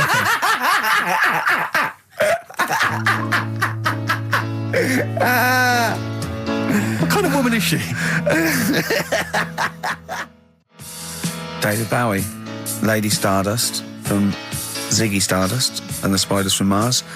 I went to see him Tuesday. I know you went to see him Wednesday, Steve. I mean, obviously I'm a mental fan, but I think objectively that was one of the best shows I've ever seen. Yeah, it was brilliant. He's got the best band in the world. He played all the hits. It was an amazing show. The sound was incredible. Do you know what I mean? Well, his voice as well. I think people don't realise how incredible his voice is. It was absolutely... Soulful is the word I'd use. Brilliant. Yeah, it was absolutely brilliant. You don't care, do you, Karl? We don't care about this. You never really go to gigs, do you, Karl? The live music experience is not something you enjoy. Can be all right. Go on. I heard that someone else who went to the Bowie thing said that he sort of messed with the songs a bit, which would annoy me. No, he didn't. Not really. Hardly at all. He said when they did Life on Mars, instead of saying something about just the tune of it, he messed with it so it wasn't the same. That would annoy me. What would you do? Get up and leave? But I mean, we're not talking Bob Dylan or Sinatra. He ad-libbed a little bit, I suppose, and it's his song, but it was totally faithful. He was singing the songs. What do you mean? Well, it's just don't mess with stuff. It's like if you went to see Titanic and then the boat didn't have a crash, you'd go, what are they doing? It's like, oh, I fancy messing with it. Well, he didn't. I'll tell you, he didn't mess with it. Relatively speaking, he did not mess with the songs. They were brilliant renditions. That would be a hell of a film, though, where Titanic gets to New York. Absolutely fine. Oh, Karl. But, you're amazing. It's because I work here, though, and there's a lot of gigs going on all the time, and then you get to a point when, you just go, get a bit fed up with that. Well, when was the last time you went to a live experience? Well, I've been to gigs, but the one that springs to mind probably is when I first sort of tried a gig out, and it wasn't a music one. It was Bottom. Do you know with Bottom the live thing with Rick Mail and Adrian Edmonton? Yeah, in Manchester. When was that?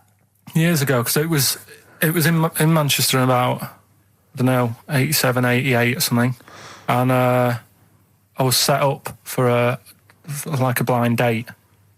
Right, this a mate of mine sort of set me up to see this. What? Girl. So you said let's go to Bottom? Well, I didn't tell her. I just said meet us at the Apollo.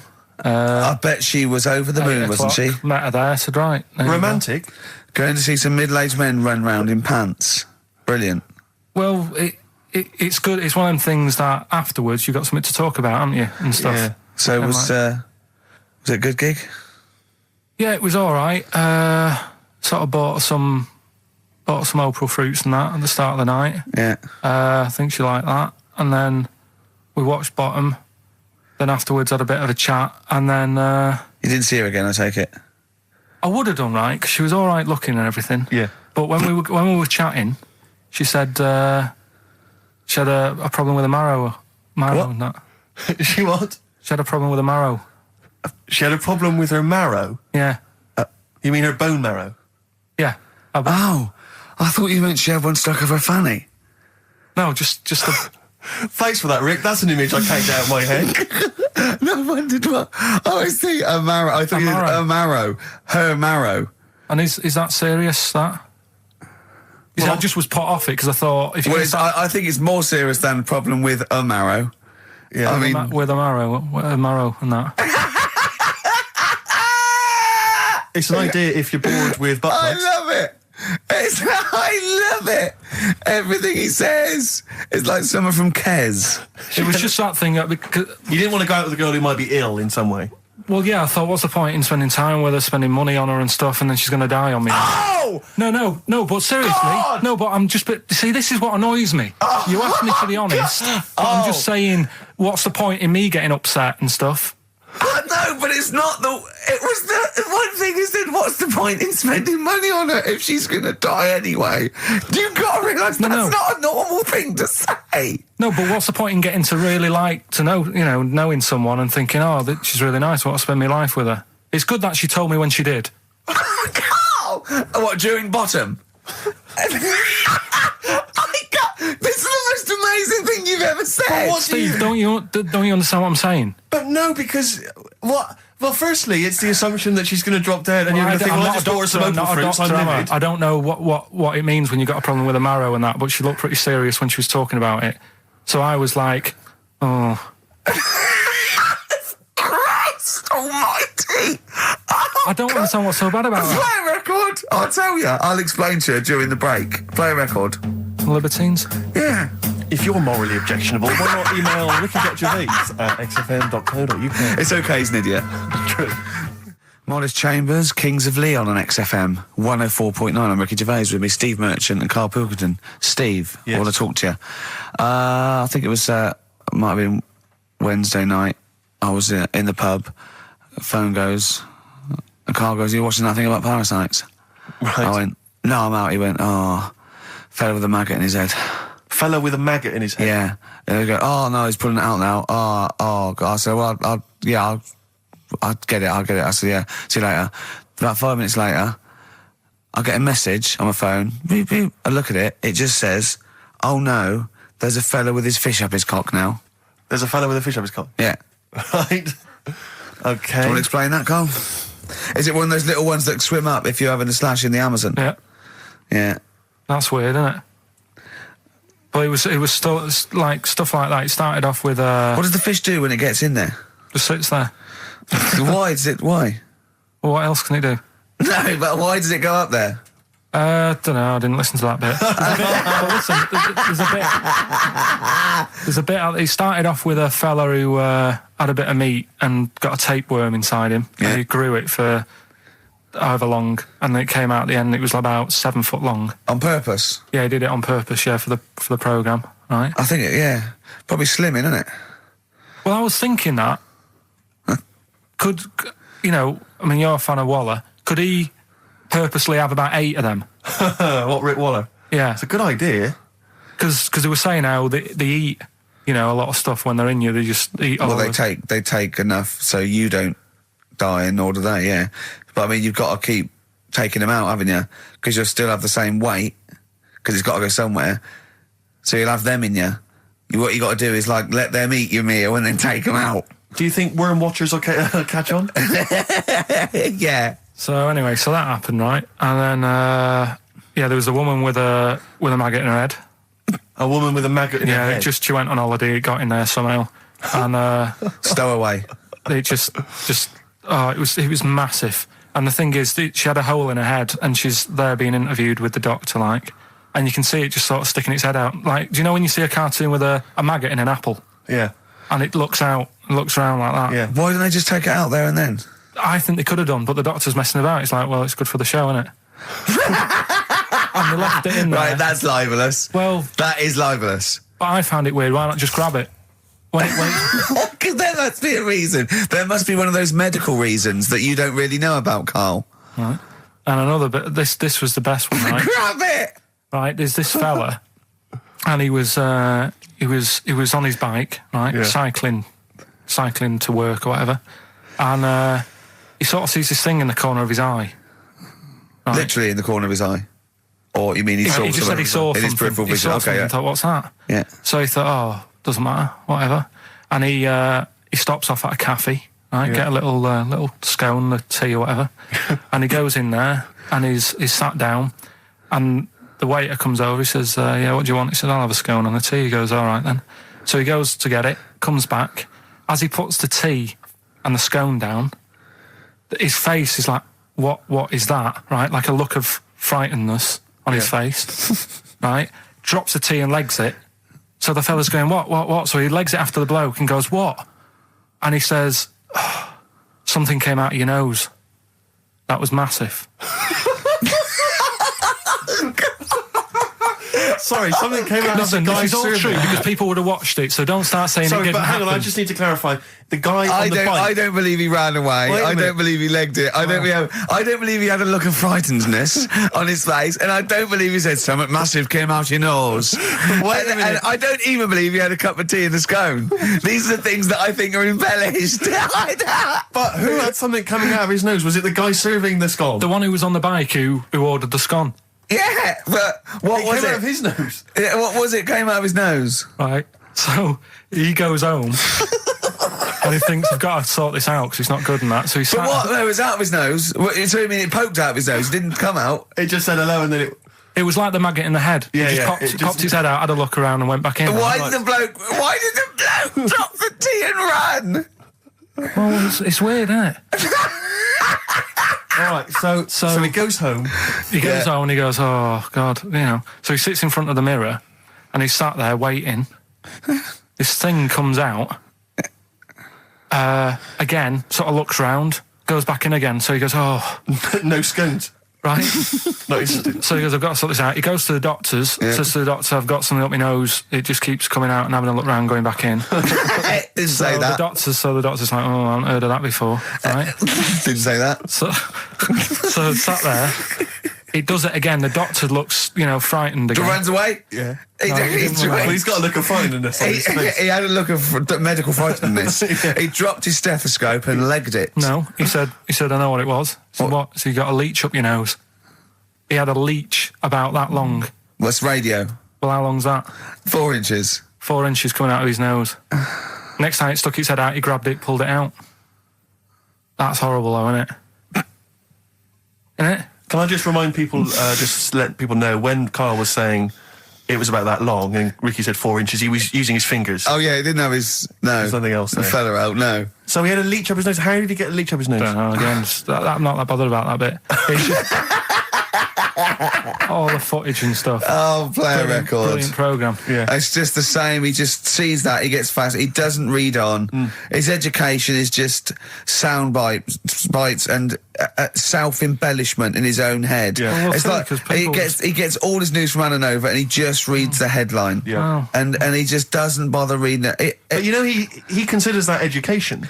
He gets annoyed if you think that more information is useful. Don't get going on that. We'll talk about that later. If you're going to start having a go. Right, okay. We're going to play a song now, and I'm going to tell London Karl's confusion over evolution. Right. Are you two? Oh, brilliant. Sweetest thing. 104.9 XFM, 104.9. U2, the sweetest thing on XFM. Ricky Gervais, Steve Merchant, Karl Pilkington. So, we're with Karl in the week. So, what can we do this week? I was saying, well, don't do Rockbusters. That's dead in the water. I hope the listening public agree with me. He's going, well, I want to teach stuff again. Remember what I taught you last week? I went, no, no idea. Were you joking? I went, no. And he went, Ivan the Terrible gouged out a fella's eyes. Yeah. He actually said Ivor the Terrible at the time. Yeah. So I can't remember. This was a man who had built something for Ivan the Terrible, and then but his idea of education is telling someone something that knows more about the subject than him, so they can correct him when he's telling them it. And so I said, well, I don't know. And he gets annoyed that me and you are dubious against monkeys who perform bank robberies. And he goes, but you believe in Newton. He doesn't know the difference. I was trying to explain the laws of the universe, right? It was going, what do we do? And so all I come up with, I thought somewhat interesting. You know when you tell a child maths, you say you've got 3 potatoes and you've got 4 potatoes. I have to do that with science to Karl. So I ended up saying, imagine you're in a shopping trolley with loads of house bricks. If you throw the house bricks out, you'll go the other way. He loved that. Right. He didn't you? Because I didn't know that would happen. And it's sort of useful to know. It sort of explained a bit to me and stuff. Yeah. Right? And that's why I like doing stuff every week. I think listeners go away going, well, I didn't know that. Do you know what I mean? Karl told me something there. They forget it instantly, just like we do. We're friends of yours and we forget it instantly. No, the annoying thing with you is, Steve, not so much, Ricky, at least they'll listen now and again, you'll just dismiss stuff straight away. I told you loads of stuff yesterday, I taught you loads of stuff. But Karl, what you consider education... hang on, what you consider education, I consider tittle-tattle. Well, it's not education. Do you know what I mean? You seem to think it's education. It's just kind of gossip, stories you've sort of half read. Right, all right. Example of yesterday. Goldfish have longer memories than people think they do. Yeah. You said no, it's rubbish. No, we didn't. We said, where'd you get that from? Where'd you get information from? Yeah. There's not enough information there for it to be educational. Because what you've said is also longer than relative. you think. I don't know. Because that as a statement, it has no objectivity. Goldfish's memories are longer than some people think. That isn't a fact. Exactly. Because we don't know how long do people think a goldfish's memory is. Do you see what that isn't a fact? Whereas Newton's laws of physics and the universe are. Right. Yeah, but it was just a little thing. And I taught you more than that. I said about there's loads of Chinese people, if you put them in a line, you can't get to the end of it. I don't know what that means. I don't know what that means. There's loads of Chinese people. We know that, but what? If we put them in a line, we can't get to the end of it? We just say there's about 1 billion Chinese people in the world. But what really annoys me is, right, I read something on the internet the other day, because I'm always trying to learn stuff. Yeah, no, you are. I know you are. Right? Yeah. And you're having a go at me because you're saying, well, what does that mean? Yeah, there was a report on, I think it was Ananova or BBC News website. It said, the world may end in 32 million years. Right, first of all, it says may, it doesn't say it will. And 32 million, who's going to argue with that? And yet they're allowed to put that on a website. You're not having a go at them. No, but you didn't read on. There's more information. That wasn't meant to be a newsflash to worry people. That was like, oh, scientists have discovered that possibility. That was just like. Yeah, but again, possibility. No, but Karl, but there's 8 other paragraphs that you haven't read. You see, that'll have to give explanations as to why they think that might happen. So therefore, it becomes a news item. It becomes educational. It's not just the headline, the bullet point. The headline's just supposed to. It's supposed to draw you into the story, so you read on. Yeah. That's not all the information. But then I was trying to come up with things to excite you, and I realised that I was opening a can of worms. I was trying to come up with facts for him. He was going, give me facts. So I said, oh, okay. Why can't an owl? Why does an owl have to turn its sort of head 180 degrees? And I said, it's because the eyes are so large, it has a huge focal point for its sight, that they can't move within the skull, right? And he went, well, why'd they do that? Why didn't they just do it, give them normal eyes, and then after I've turned their head? I went, what do you mean? Why didn't they? He went, well, whoever did that. I went, well, it was evolution. He went, it's like giraffes. I read that giraffes grew their necks to eat food. So they didn't grow their necks to get the food. The ones that had upshots lived longer and so got the food and passed on their. He went, yeah, but why didn't they just give them wings? I went, why didn't who just give them wings? He got angry and went, whoever gave them the necks. His understanding of evolution made me fall on the floor. Who do you imagine is they? Because you don't believe in God, do you? So who is it you imagine is they? Well, whoever made us sorted us out. Who? I don't know, it just happens, doesn't it? Yeah, exactly. Well, there's no will to evolution. It's natural selection, I isn't still it? don't get it though. We talked about an hour, didn't we? I know. And Yeah, but to be don't fair, get it. I watched as Ricky tried to give you actually what was quite a concise and educated version of evolution. He tried to explain it to you, and I have never seen a person lose interest quicker. But I tried to use actual fact, then I tried to use metaphor and analogy, then I showed you some computer programs to show what biofeedback is and everything. I tried all these things, and Steve's right. You were looking out the window. Have you ever spoken, Carl, to someone who's got Alzheimer's disease? And you try to explain who you are, and they're listening, and then that's what you're like. It's extraordinary. But listen, seriously, I went home, I found this book, I found a couple of facts which I think are more up your street. Evolution, a little bit complicated, a little bit big. But this one, I think we may have mentioned it before, I think you'll like this. This is from a book of facts and trivia. The Egyptians trained baboons to wait on tables. That's interesting to you, isn't it? Yeah, that's pretty good. Yeah. Have you got any more there? I'll see if I can find He's interested. Yeah. Can get the staff. That did happen, You pay peanuts, definitely happened, you get yeah. monkeys. And then what did they go off and do after that? Well, it doesn't say. So I this is love it. the fact that he thinks, right, okay, so in his mind, it's now the monkey going, it's 5:30, I'm off, you know I was going early today, and they go off maybe dancing or something, or they come in late. No, I assumed what you meant there is that was their first career move. And Yeah, then they well, went they- on. It's like actors waiting to be discovered. Play a record. Just one more before you play a record. Oh, man. You'll like this. Peter the Great. You ever heard of Peter the Great? No. Okay, well anyway, Peter the Great had his wife's lover executed. You'll love this, Carl. Right, so his wife had a lover, he had him executed, and he put his head into a jar of alcohol, and his wife had to keep it in her bedroom. Do you understand? That's every time every morning she'd wake up, and there was her lover's head in a jar. Who took his head off? He took his own head off. Play a record. Play a record. She had a lover, and never mind. Never mind. It couldn't be any more concise. Mad World on XFM. We just had a text, Rick, from Andrew Barnes. He says he watched the same documentary, it would appear, as Carl did in the week. And he says here, just to clarify, the leech nose man got it up there when drinking from a muddy stream. And he goes on, one can only imagine the frightenedness he experienced. Carl. Explain to him once more what happened with Peter the Great. All right, so we've got Peter the Great. Yeah. Okay. And his wife had a lover. That's another man. Another man. Not Peter the Great. She was having an affair with someone else. Right. And Peter the Great, he found out about that. Okay. Yeah. So he sliced off this bloke's head. He killed him. He executed him. Right. You with me so far? The fella who Jesus. She was seen for a bit. Yeah, there's only two fellas involved. There's two people involved. One's Peter the Great, the other one's not. Right. The guy that's not Peter the Great, Derek the terrible. Derek the rubbish. Yeah. Right. He's having an affair with Peter the Great's missus.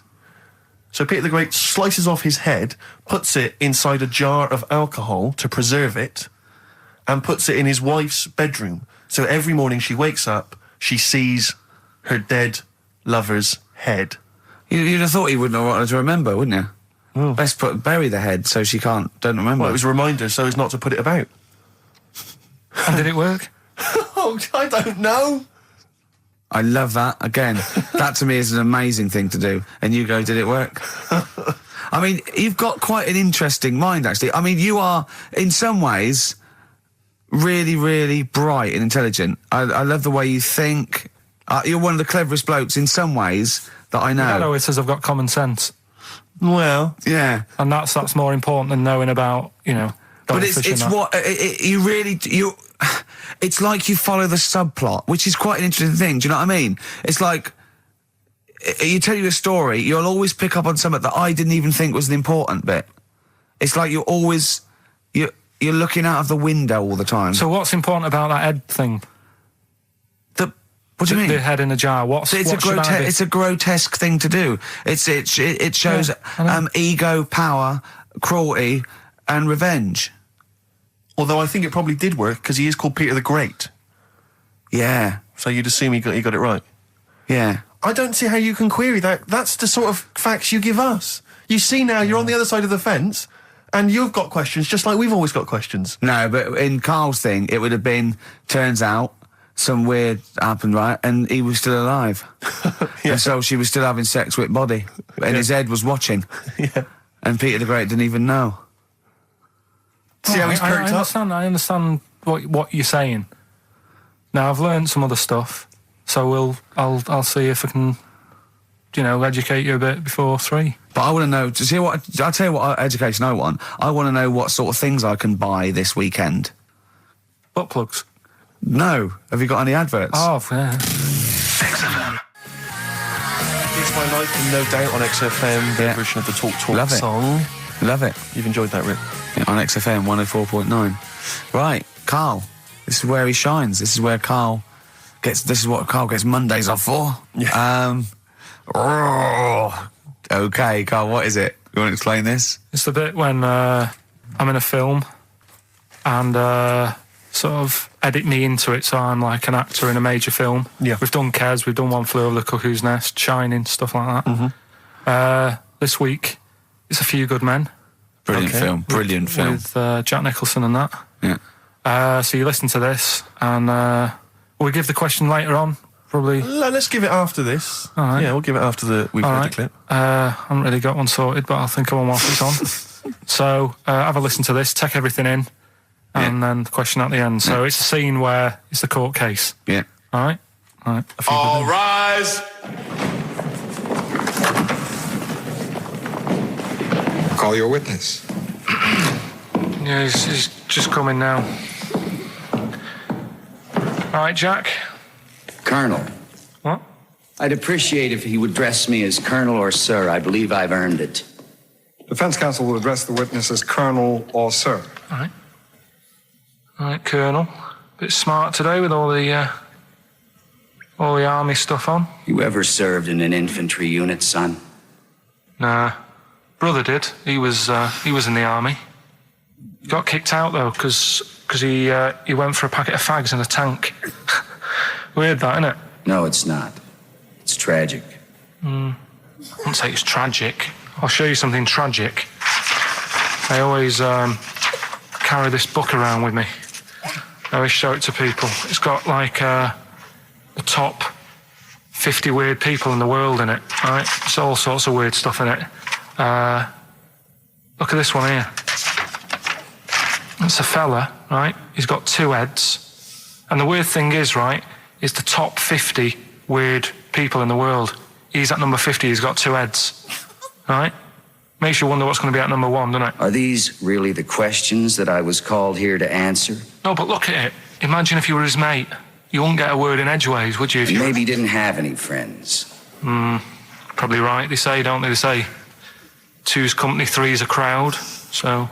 Please tell me that you have something more, Lieutenant. Yeah, I got loads more. For this fella at number 36, look at him. 3 legs. Little fella with 3 legs, right? Guess what his job is? My answer is I don't have the first damn clue. Well, I'll tell you. He's a juggler. I beg your pardon? He's a juggler. This is ridiculous. I know it's ridiculous. You're probably thinking what I'm thinking. Why wasn't he a footballer? Be great at keepy uppies and that. I'll answer the question. You want answers? Yeah, it's just that I'd like to know the truth. Because you can't handle the truth! Gentlemen. Well, I've paid for the book, so I think I'm entitled to know why I don't give a damn what you think you are entitled to! You better get somewhere fast with this, Lieutenant. What about this one, then? This lad here, he's 12 years old, he looks 48. What do you think? No. Why not, though? You said you didn't want to know any more about the juggler. You didn't say you didn't want to know I know what more I about said. I don't have to have it read back to me like All right. Lieutenant, do you have anything further for this witness? Well, just wanted to know if you thought Mr. Webfoot at number 42 should have took up swimming, but... Absolutely. Yeah, you'd say that now, wouldn't you? Forget it. Well, I don't know what to say, really. That's Karl Pilkington in the film A Few Good Men with Jack Nicholson, acting alongside Jack, and I have to say, giving him a run for his money. I think Karl is a really good actor. I genuinely think that. Should we put him in something? Yeah, definitely. Okay. Right, what's the question? What's his forte, do you think? Just sort of playing that sort of stuff. Okay. Deep stuff. Yeah, okay. Yeah, so we can sort that out. Think of a question there out of that little lot. You've not got one? Well, I've got... What, it was at number 36, whatever it was. What was it? Don't know. Let's. It was number 50. It was number 50. Yeah, all right then. Okay. Yeah, who's number... what... Yeah. Well, yeah, what was odd about the guy who was at number 50 in the 50 weirdest people list? And just text in 83 XFM and put your address on there as well and that. What prizes are there, Carl? Loads of stuff. Yeah. Let me just have a quick look.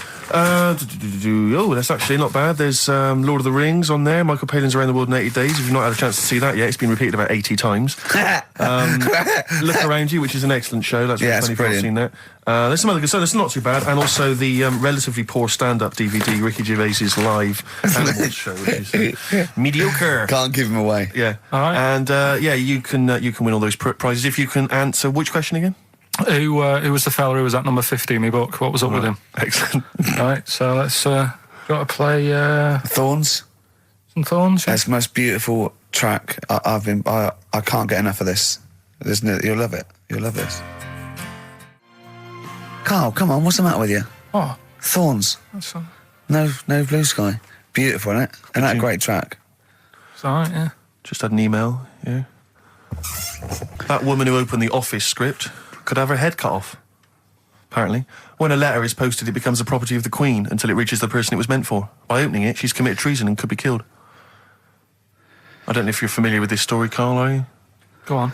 Apparently, some copies of the Office Christmas specials scripts got sent to the wrong address. Some woman. And, I don't know what you do in that situation. Normally, if I get mail that's not addressed to me, I just give it to the postman or put it back in the postbox. Radio 1 tried to speak to her, but apparently she's got a gagging order, which makes us think that she sold it to the Sunday. So we'll read it. We'll read the plot of The Office tomorrow in the Sunday papers, which ruin it for some people. Ruin it for a lot of people, yeah. But the other thing is, I mean, if it was sent to her, obviously her name wasn't on it. Oh. If that's true, in which case, I think that's quite a serious offence, isn't it? I would hope so. I mean, I would hope that, if I sent something in an envelope, it was... But the BBC, the BBC thinks that because the person they said it was meant to be sent to got his, he thinks maybe that's an excuse. Maybe someone gave her the script and said, don't say it came from me. Yeah. So... I don't know, maybe she's protected someone, I don't know. Yeah, well, if that is... Well, either way, don't sell it to a newspaper. Well, It's just the kind of mercenary nature of it that I loathe, you know? It's the fact that it's only just now makes me wonder if she had it there lying around in her house and someone said to her, well, why don't you go to the papers? Yeah. Try and flog it. But I just don't think she's going to get a lot for it, because people are going to see it soon. It's not like it's the Hitler Diaries. Well, they're not very well written. But, I mean... I don't know. I'll tell you what I'm frustrated by. It's just the fact that it's like we've worked hard to give people some kind of pleasure for this Christmas, you know, because a lot of people are very depressed, Rick, very low at this time of year. They've not got what they wanted. But we're trying to cheer them up, give them a bit of happiness. Yeah, but I think she'll be happy if she gets a lot of money. True. I don't know. I think it's just tacky, really. It's like, well, I just say, if you're a fan of the show and you don't want to know what happens, then don't read the Sundays tomorrow, or at least avoid it when it says we tell you what happens. But the papers might not ruin it. The papers might go... We've got them, but we're not going to ruin it for people. That'd be a nice gesture. Ideal. But I don't know. All I can say is it's a good job that I send out the prizes. Because that Michael Palin Around the World in 80 Days will be going to the person who won it. Yeah. And if someone else receives it, they better not try and, do you know what I mean, keep it. It should go to the winner. Yeah, exactly. Right? That is a very good point. So, be warned. Don't open things that weren't addressed to you. Yeah. Pandora's box. There's some sort of lesson there. Yeah. What happened? All the evils of the world, wasn't it? Pretty much. What? Yeah. Oh, don't try to explain it to Carl. No, Pandora's box. Go on. Well, told not to open it, opened it, released all the evils that are in the world now. But did the person say if you open it, loads of evil will come out? It's not true. It's not true. It didn't really happen. It's not like evolution. It's not the truth. But you remember that? Yeah, you won't listen to some of my stuff. Like goldfish and stuff. No, it's not that we don't listen to it. It's that you would pass off how all the evils in the world got here. Because on Anna Nova it would be, Pandora opens box. Actually, speaking of headlines. Oh, here we go. Okay, look. Imagine if Pilkington was on News at 10, okay? We should just explain, you cannot be bothered to read an entire news story. You get everything you need from a headline, don't you? Well, I think... it's enough. I think if they did... Well, let's see if this is enough. Let's see if Trevor McDonald just read this on the news at 10, it'd be short and you get back to the football, whatever. Yeah, here we go. And here is the news at 2:15 with Karl Pilkington. Bong. Man who walks backwards around lake falls in. Bong. Chinese woman eats dirt. Bong. Man lives in rubbish dump for 10 years. Brilliant. Bong. Czech family says they've got a rabbit with 3 knobs. Right?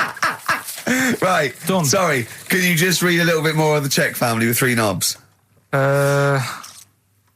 Just about a family. Not read it to yourself. Read it out on air. Just about. He can't read it to himself. I tell him to read it to himself. We still hear it. No, he was, because I could see his lips moving. Go on. Just this fella who had 3 rabbits. Right, just think of this is Trevor McDonald. Yeah. Okay, carry on, Carl. Okay, well, here's the news. Right, good, brilliant. Go on. There's a fella. He's got 3 rabbits and that, and then he checks them out. Right. Yeah. 2 of the rabbits have got 2 knobs each. Right. And he goes, that's a bit weird, isn't it? Sure. And they're throwing them around, sort of chucking, showing them around the family and stuff, saying, look at that, that's weird. Picks up the 3rd one, it's got 3. Yeah. So they ate the 2 with 2, because they thought they best keep the 3rd one, because a little bit lucky in that. Yeah. It is lucky, 3 knobs there, yeah. Now here's the sports news, and that's how it would work. Yeah, okay, brilliant. Well, read about the Chinese woman who eats dirt. I'm interested in that. That's it. That is the story, isn't it? What more do you need to know? It's well, just I want to know a little bit more. Can you just embellish it? 78-year-old Chinese woman. She says she's 78. Makes you wonder. Yeah. With my theory. Carl's theory is that Chinese people don't age well, and so those Chinese people that are saying they're 112 are really only 33. That's why he doesn't want to be recognised, because he doesn't want to walk out from here into Chinatown. Yeah. It just says she's been eating soil for 70 years. She's ate about 10 tons of the stuff, and it's done her no harm. Kept her grounded. It's probably all right for you, isn't it? Because it passes through, doesn't it? Yeah. Well, they say, don't they, if you're having a kid, let it play in soil and that, because... well, that's to get it immune, yeah, to get it, yeah. But lots of, like, things with sort of birds and reptiles sometimes swallow soil and stones, because it grinds up stuff, breaks down cellulose for them. Doesn't do you any harm.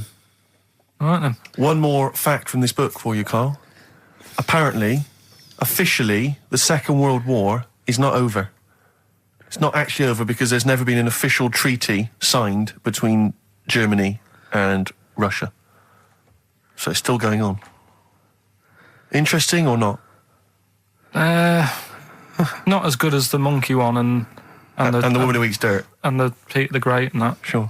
But, yeah, it is over, isn't it? Isn't it, though? That's what I mean about you annoying me with stuff that you go, oh, that's interesting. I don't think that is interesting. Okay. There was, what was it I learnt? What was it I learnt? Think of that as a question. Well, we're all trying to figure that out. Yeah, go on. Leonardo... DiCaprio? The painter. Da Vinci. He could write with one hand, draw with the other at the same time. Right. Yeah, that's good. It's all right. That's interesting, isn't it? Yeah, it's all right. Well, if you have an interesting fact for Karl Pilkington that you think he might be intrigued by, email ricky.gervais@xfm. What have we got coming up? What have we got coming up? More education stuff. Some good tunes and that. Yeah. And a bit of Outcast. Yeah. Outcast. Hey Ya on XFM 104.9. I'm Ricky Gervais. With me, Steve Merchant. And over there, Karl Pilkington. Now we've got a new feature. Well, I don't know if it should become a feature every week, Rick. I'm not sure it's got legs for that. No. But maybe in the absence of Rockbusters. Basically, I was looking through the pigeonhole, and we got a lot of stuff sent to us, a lot of junk, stuff we don't really want. Yeah. And a lot of people, for some reason, they send us... Begging letters, a lot of that. We get sent a lot of CDs by people, bands, artists, who have not yet been signed. Maybe they've knocked something together in their bedroom. They got a band... And they just, for some reason, they want our feedback. They want us to sort of give them some thoughts on what they think, where they're going wrong, stuff like that. And I just thought, I was having a clear out, and I thought, why not just give them a little chance, Yeah. Just throw them a bone, Rick. Honest critique? Honest critique of some of the artists that sent us stuff. Okay, go on. These are bands that have not been, they've not got a record contract. This is exciting. Okay, name the 3 bands Well, first. we'll go through them individually, and I'll hear a little snatch, and then I'll get your opinions, both from you, Rick. I know you've been in the music business, you've got a good general knowledge of music, you've got good taste. Big time, and also big time. Karl Pilkington's views as well. Yeah. we know what to think of them. So this first band is called Kellerton Road. I'm sure they're very excited. As I said their name then, they probably can't believe it. They're phoning each other now. They're getting so excited. All friends are phoning them now. Yeah, Turn your phone off. They can't people in this band. You don't want to... Yeah. Well, okay, then. Kellerton Road. Kellerton Road. Play a track from them. So that's Kellerton Road. I think that's a track called Secretly. And looking on the back here, there's 6 of them in the band. They all pretty much look the same. They've got the long hair, the usual sort of look. What do you make of them, Rick? All right. Yeah? Quite like that? Good, yeah. I mean, a bit generic. The chorus was a little bit simplistic. But I like good production, good musicianship. Reminds you of something maybe like the Thrills, that sort of thing? Yeah. I mean, yeah, good. Jukebox or junk box? What's a junk box? It's just, I'm just trying to make it sound snappy. Jukebox or junk box? Don't. Because you haven't got it. Don't ever... Stick to what you're good at. Okay. What, being sexy? Just sort of watching Doctor Who and stuff. You like that, don't you? Yeah, I love it. Okay, then, right, what's the next one? So, well, let's just ask Karl Pilkington's opinion. Karl, what were your thoughts? Yeah, it's all right. Yeah? Yeah.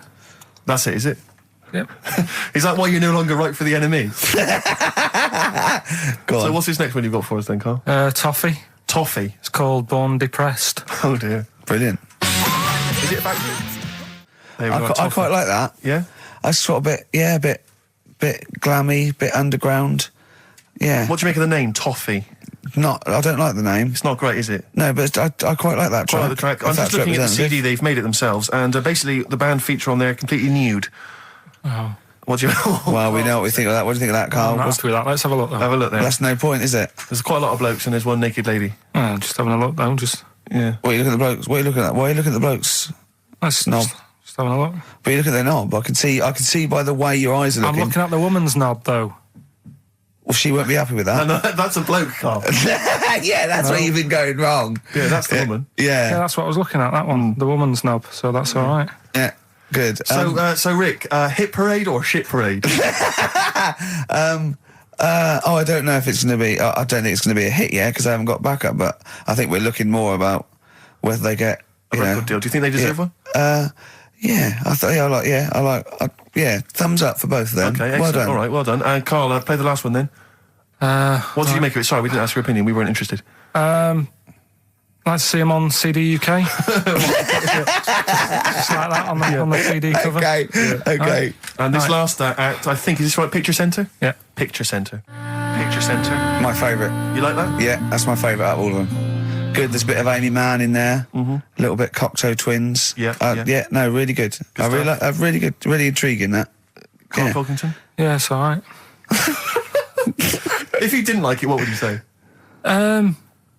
It's weird, though, isn't it, music?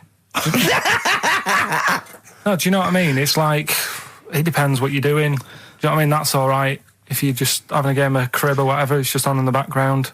That's the thing with music. I don't think you can sort of slag any of it off. It's times, and it depends what mood you're in and stuff. Yeah. So this is a pointless feature. It's a pointless feature. We'll do it again, I didn't come up with it. No, I don't. All right, don't slag it off. Okay, we'll do that again then. I was quite enjoying that, but okay. No, do you understand what I'm saying? Well, that it's not worth having an opinion about music. Well, I'm not that bothered. I'm just saying... Imagine if he was on the panel of Fame Academy or Pop Idol. Yeah. That'd be great. He'd go along, and Nicky Chapman go, yeah, you've really improved. I really like that. I don't know what you're wearing. Dr. Fox, you were hot, baby. I loved it. Like your legs, like all your boobs and all that. Brilliant. Come to Karl. Not bothered. All right. Yeah. Brilliant. No, we'll keep it up, you know. Play a record. Yeah. Oh, come on. This is my favourite. Can I change? Well, this is my favourite out of all 4 of them. Lynyrd Skynyrd. Yeah? Yeah. Slam dunk this puppy. Jet and roll over DJ on XFM 104.9. All right? Karl, just an email, a question for you. Can you please let me know which school Karl went to? What school do you go to? Cessav. What? Cessav. Cessav? Yeah. What does that mean? It was on Cecil Avenue. Cecil Avenue in Manchester? Yeah. It's just he says, I'd like to know so that I don't send my kids to the same place. He also says, P.S., does Karl look like Gollum in Lord of the Rings? Yes. He does, doesn't he? Yeah, that's very good. Yeah, in fact, I was just putting a little bald wig on you, wasn't I? Like he needs one. Yeah. So, if you just want some to of the fun and games we have when the songs are on. Yeah, Did it hurt? Just a little bit. The bit that worried me is when you said, let me just staple it. Yeah, well, I was trying to get it under your chin because it looked funnier, and he was scared. Oh, I saw it. Do you remember I did that thing with the tea towel? Have you told Steve about that? I don't think I have. It's not something I'd shout about, to be honest. Go on. Went round his place, and he said, "Oh, before you go, I must try something." Because I couldn't get squeezing hard enough. I can't, because I'm not strong enough to hurt him anymore now, or am I?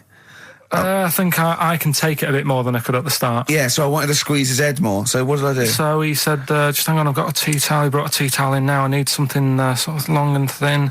What can I get? He's asking his girlfriend, where's that there? Comes in with a spatula, right?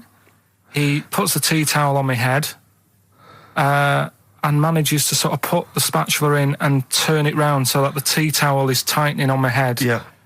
Using little pressure, would you say, from you? Yeah, just little. It's brilliant. It was like a tourniquet, and I just turned it a little bit, and he screamed almost straight away, didn't you? It hurts. But why did you think that was good? When would you need to use that tool? I knew. I did it on my other bald mate, Rob, who was over, and he screamed as well. Because he just put a tea towel round, like a little bandana, just stick the wooden spoon down the back, just turn it, and it's even half a turn, isn't it? And it really... Hopefully children listening will be trying that on their friends. No, they won't. Don't try that at home. I've got another fact for you, Carl. It might be of interest to you. It's the final one. The ancient Babylonians had few... What? Can I just stop you there? What's a Babylonian? My head's gonna burst. What do you mean, what's a Babylonian? I've never heard of one. No, but we'll work out. What's an Evertonian? Someone who supports Everton. Well, or from? From Liverpool. Yeah, so what's a Babylonian? He's from Baba. Yeah, well, anyway, some people from Baba, ancient Baba, they didn't have very many doctors in those days, all right? Because they felt that illnesses should be left to the wisdom of the public, right? So if you were sick, okay, you were placed in the city centre, right? And then a passerby... Outside Baba. Outside Baba. And a passerby who had suffered from the same ailment or who had seen it treated in the past, they would pass by, they would give them advice on how to be cured. Do you understand? So there'd be no doctors, just people passing by would see, they'd say, what's wrong with you? And they'd say, well, blah, blah, blah, I've had the same thing, here's some advice. And pedestrians were forbidden to pass such an individual without inquiring about the complaint and prescribing for it if they knew how to. So hang on, so there's someone ill. Yeah. It's outside the town hall. Yeah. People walk past, go, what's up with you? They go, oh, my foot hurts. And they go, you've got to do this to get rid of that. Yeah. And were they ever right? Well, what do you mean?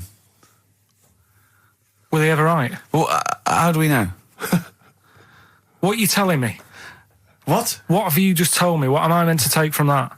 You just said strangers sort of say, you've got that wrong with you. I think he's sulking. I don't think he's ever going to take anything we tell him again because we don't. No, but I don't like the fact that he goes, monkeys can do armed robberies, and we go, no, they can't. I don't understand what the problem is. But how is that different from telling me that a Chinese woman ate dirt? How is that not the same sort of fact? Because that's weird. Someone sat in Trafalgar Square going, I've got a headache, and I go take some Nurofen, isn't shocking. I'm not a doctor. I've given him a bit of advice. But neither is the dirt lady. She's not particularly interesting. Neither of them are particularly interesting. I'm just trying to give you an example of the same sort of drivel you feed us every week. Would you sort of have tea round at her house? It's weird. The Chinese woman. Right, so it's weird. Okay, now we're getting somewhere. It's weirdness that you're interested in.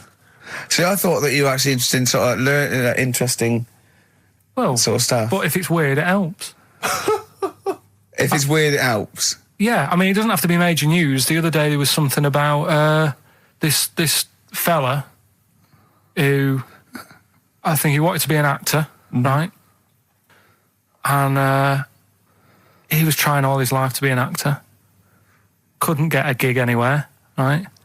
So when he died, he said, right, I'm going to leave all my money to the theatre as long as that theatre uses my skull in that play they do with the head. Hamlet. In Hamlet.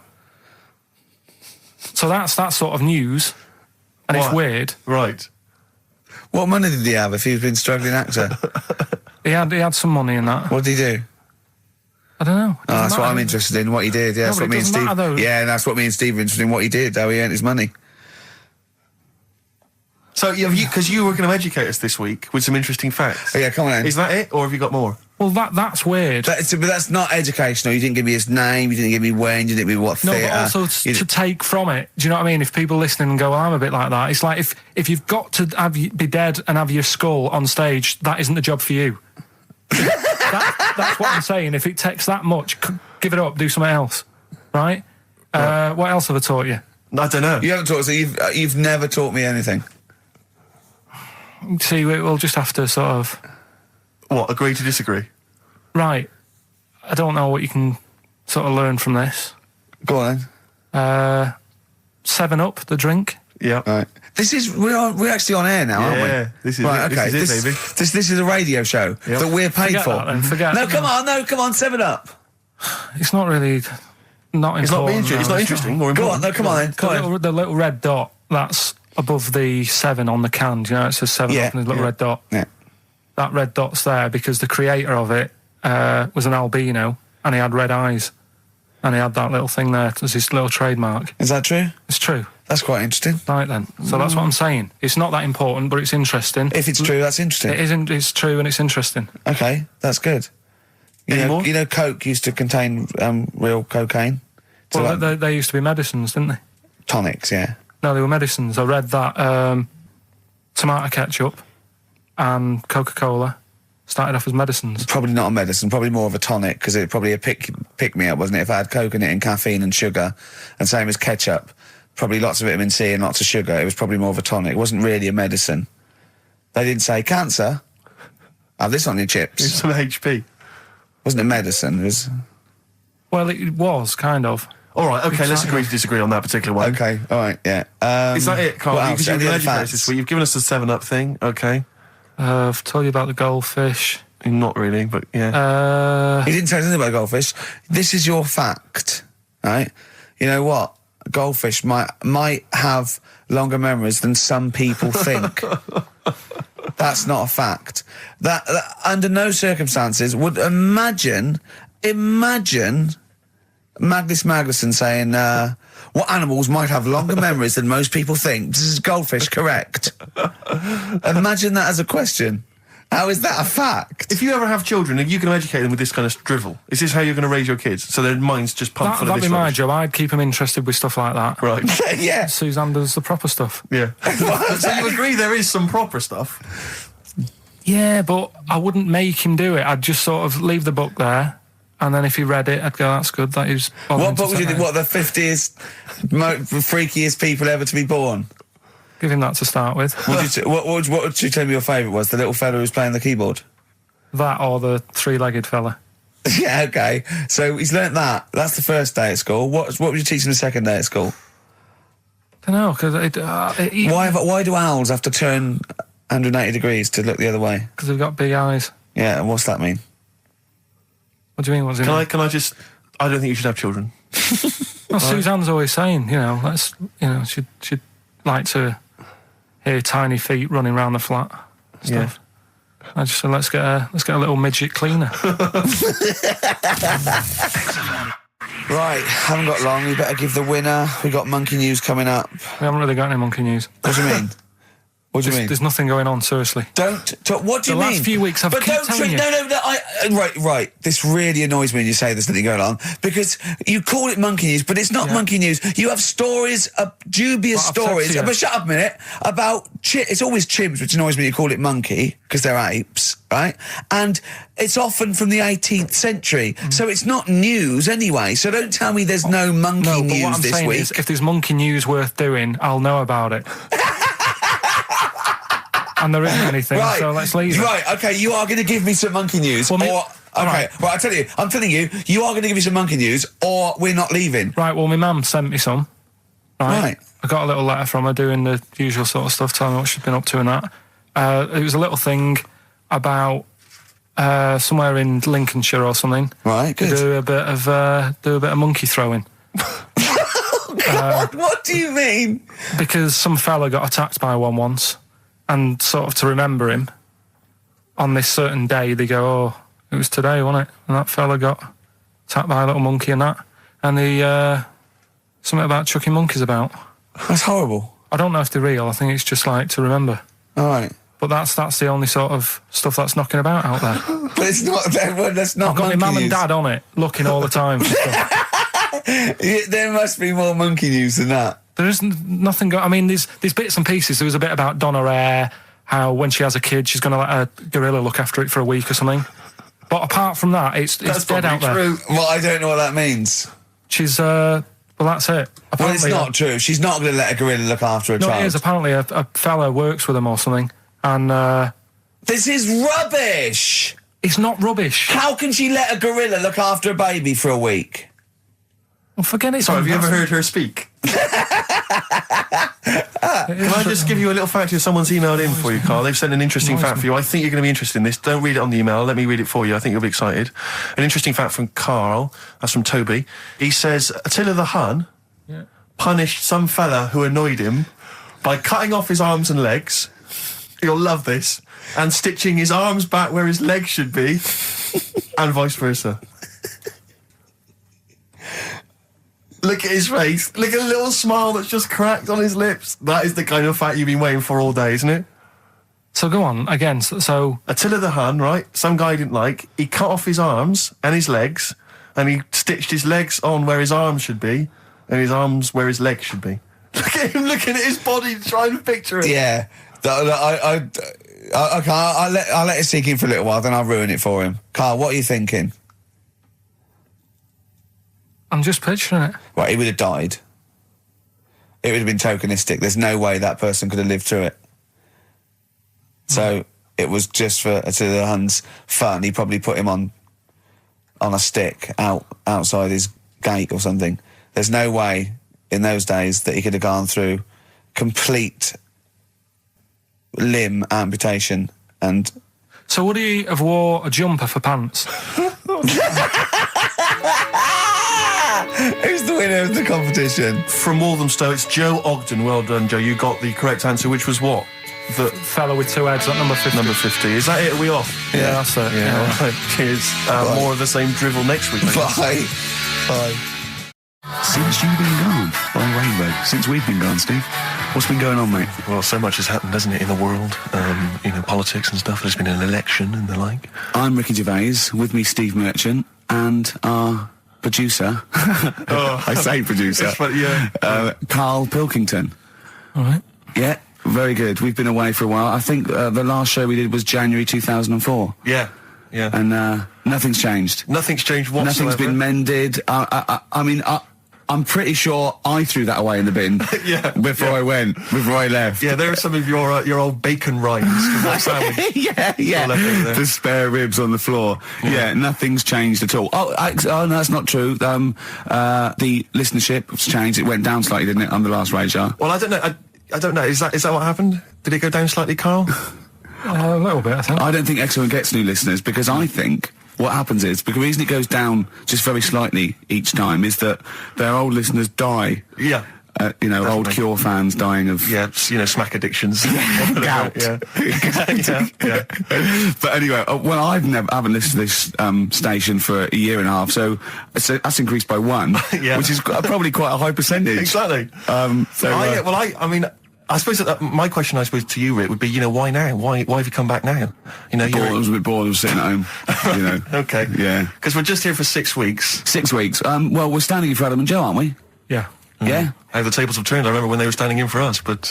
Yeah. I don't know. But the only reason I'm here is because my housekeeper cleans between 1 and 3. Oh, right, that's a good idea. So I was got to get out of the house. And, Are they listening to XFM? Well, no, she doesn't speak English. I'm not made of money, Rick. Okay. If I can help out, a young immigrant lady, then I will do. And there are so many things I can do for her in so many ways. Yeah. But her, picking up my old tea towels and stuff is ideal. So that's why I'm here. But all I'm worried about is I think people kind of associate with the name Ricky Gervais. They associate a certain level of quality. Your live stand-up DVDs, there's a level of quality. You've put a lot of work into them. You've honed it. The TV work you've done, likewise. Should people expect the same from the radio show? Definitely not. No. Definitely not. those things that, you know, you sit down, well, you know, we sit down, we write them for a long time, write them for a year maybe, then film them, and we worry about everything. This is, I'm not even sure I'm talking into the mic at the moment. I was actually doodling, as you saw there. Yeah. I'm eating a sandwich as we speak. Yeah. You know, although we do like music, that is true. That's absolutely right. Should we play some great records? Let's play a great record now. U2, City of Blinding Light. I'll tell you what, I love U2 now. Yeah. I honestly hated them, sort of everything from Boy up to about, I think, Beautiful Day, when that came out. I thought, oh, that's all right. I listened to the album, listened to this album. I love them now, Steve. It's a turnaround, isn't it? Well, yeah, it's that kind of musical insight that I'm looking for throughout this show. Really. I sound like Dr. Fox then, didn't I? Some of your tastes and wants and needs. Dr. Fox. What's happened to him? Is he off air now? Because that's one of the reasons I put no effort into this radio show, because, you know, we go to the Golden Globes the same month, we do nothing at the Sony, and Dr. Fox actually said, that's because you're not very good. I like the fact that the Dr. Fox criticisms really hit you quite hard. You know, you really took that still talking about it a year later. Exactly. You know, you've got to let it go, Rick. Yeah. But then again, you know, he's a medical man, and yeah, well, you know, you got to believe him. That's his opinion. Exactly. Yeah. Yeah. I could have done without the rectal examination. I think you could have just said, you're not very good. Exactly. Try and enunciate. No, I know what the problem is. Or let's have a look down here. Exactly. Carl had to go to one of those well clinics, didn't you? No, I haven't gone. Why? Because I'm not happy with it. What? I'm not happy with the whole. Well, it's just the people know what them places are. They'll give you a whole. Have you heard of them? Yeah, I've had one. Yeah, they check everything. Which, you know, Suzanne, my girlfriend, was like, you know, you're 30 odd now. When was the last time you went to the doctors? And I haven't been for ages because I don't. No, I never go. Doctors. I never go unless I think I'm honestly going to die there. I'm in agony. They can always find something. Jane made me go to one of those things. Yeah, those boot things where they do that. It's £100 and they give you a complete head to toe, don't they? But head to bottom is what it is. They do the old finger up the arse thing. Now, what is that testing for? Well, I like that he said it quietly, because he's on the radio. You can't say arse. Yeah. Well, say it quietly. Say it quietly. Yeah. Arse. Yeah, arse. That's what our mistake was, because we got a complaint upheld, didn't we, for saying... And I'm talking about a male chicken here, which is a cock, as you know. Yeah, okay. And we said that word, right? So if we'd have gone, cock, we'd have probably gotten away with it. You can get away with murder. If you just... Yeah. If you just whisper it very So go on then, yeah, so... I'm not going because I'm not having that done. I don't understand what you're going to find up there. That's your head. No, but why can't you just? I mean, it's the heart that I worry about the most. You mean that in a kind of romantic sense? No, I mean, like, you know, if they have to have a long finger, wouldn't they, to check that out? They go, "It's something wrong with your left ventricle." Yeah. Now, this thing about the doctors, they hold your testicles and they make you cough. Yeah, they don't hold the testicles anymore. They just put it sort of like by the side of them. And what's that testing for? I don't know. I think it's something to do with if you got something wrong with your diaphragm or something like that. You can't do it when they press there. I don't know. It shows them something. So it's not doctors having a quick feel. Right, so you can. Well, that's good, because do you remember when Carl said he's going to die of cancer? And I said, why? He said, I don't check my balls. I said, why? He said, I don't like the feel. So they feel it for you. They feel them for you, and you can just relax, shut your eyes, and think of England. But don't mess with them. What do you mean? You can do more damage messing about with them. Just leave them. And there's two anyway. You can afford to lose one. Yeah, I don't think that's the point. I think the point is it sort of spreads, doesn't it? You know, you've got to check the... I mean, I'm not saying, you know, if don't do it, because they spend a lot of money saying to people, you know, have a quick feel if you've got the time, what have you. But I don't worry about it. Leave it alone. Why, out of interest, why do doctors stick fingers up your arse? Check the prostate. Check the prostate? Yeah, because if it's swollen, it could lead to all sorts of problems. Again, they're not having a laugh, Carl. They're not going, hang on, look at this bald little mank fella. But there's no nice way. I'll feel his balls, stick a finger up his arse and send him home. 300 quid, please, on you go. What about me art? It's fine. And they're all laughing. Roger, Jeff, stand behind that two-way mirror. yeah. What's this? I'm not going anyway. So. Really? You're not going because you don't want... No, I'm not happy with that. It doesn't even matter. It's not the fact he's a stranger. If it was someone who I knew, it'd be just as bad. That'd be worse! Imagine that! At a dinner party. Oh, God. Oh, hello, Roger and Selena. Do you mind Roger, do you mind? Would you allow any of the celebrity doctors to do it, though? Dr. Dre, Dr. Fox, any of those? Doctor Who? I just don't understand in this day and age. Would you allow Christopher Eccleston to stick his big northern finger up your... Do you got a song on anyway? What? Beanie Siegel. I love this track. Oh, it's very urban for you, Rick. Beanie Siegel. Feel it in the air. Beautiful track, isn't it? Well, it's wonderful on a lovely summer's day like this as well, Rick. It's the ideal choice. Well done on that one. Well, I'm a little bit worried that if there are any new listeners, very unlikely, that they may be familiar with our work, but they might not know the wonderful little gem that we found just there, a little rough diamond in the mud. Yeah. Karl Pilkington. Yeah. Just working here, just working away as a little producer, a little sound man, wasn't he? Yeah. And he was, and we gave him his opportunity, didn't we? Mm. It's like Cinderella, wasn't it? Yeah. And he grasped that opportunity, didn't you, by the horns? And 3 years later, you're exactly where you started. So, good work. Got Mondays off now. Well, I thought maybe a useful way of introducing the mind of Karl Pilkington to our new audience. You use that term loosely. Yeah, when I say mind, I don't... Yeah. Yeah. I thought... Look at his face! Oh. There is a website. Have you got the website? Oh, there's address? a website that we just found. Right, Karl, what is the address? If you are unfamiliar with what Karl looks like... Please log on to this now. Log on to this website and stay tuned, but log on to the website because you'll see Karl's face, you'll see some of his pearls of wisdom. Yeah. Now, what's the address, Karl? Freewebs.com. www. Yeah, freewebs.com. Freewebs.com. Yeah, / Yeah. the K-man / The K-man. It's complicated. It is, yeah. Do it again. Say it again. But get a pencil now. They've all got a pencil now. Freewebs.com. One word. Yeah. / the K-man / Now, when you say dash, is it a dash or is it an underscore? Is it underscore? Is it in the middle of the word, or is it hover in the middle of the word, or is it at the bottom? It's just a line and that. Yeah, I know, but is it an underscore or is it a dash? Try both. He covered it down. Have a go. That's the sort of level we're talking about. Well, already you've got some insight into the mind of Karl Pilkington. Yeah, absolutely, yeah. But I thought what we should do is we could hijack... Imagine that! Imagine Bill Gates! Yeah, or a teacher in an exam. Pop down both. Multiple choice! Yeah. Yeah. Right, okay. But anyway, yeah, if you're a reader of the Weekend Guardian, you'll know there's this thing called the Q&A, which they give to celebrities and thinkers and the like. And basically it's a series of questions they pose to people each week, and it's the same questions, and it gives a little insight into people's minds, the way they think. So What thinker, philosopher is in this week's? It's the lead singer of Feeder. So, you're in good company, Karl.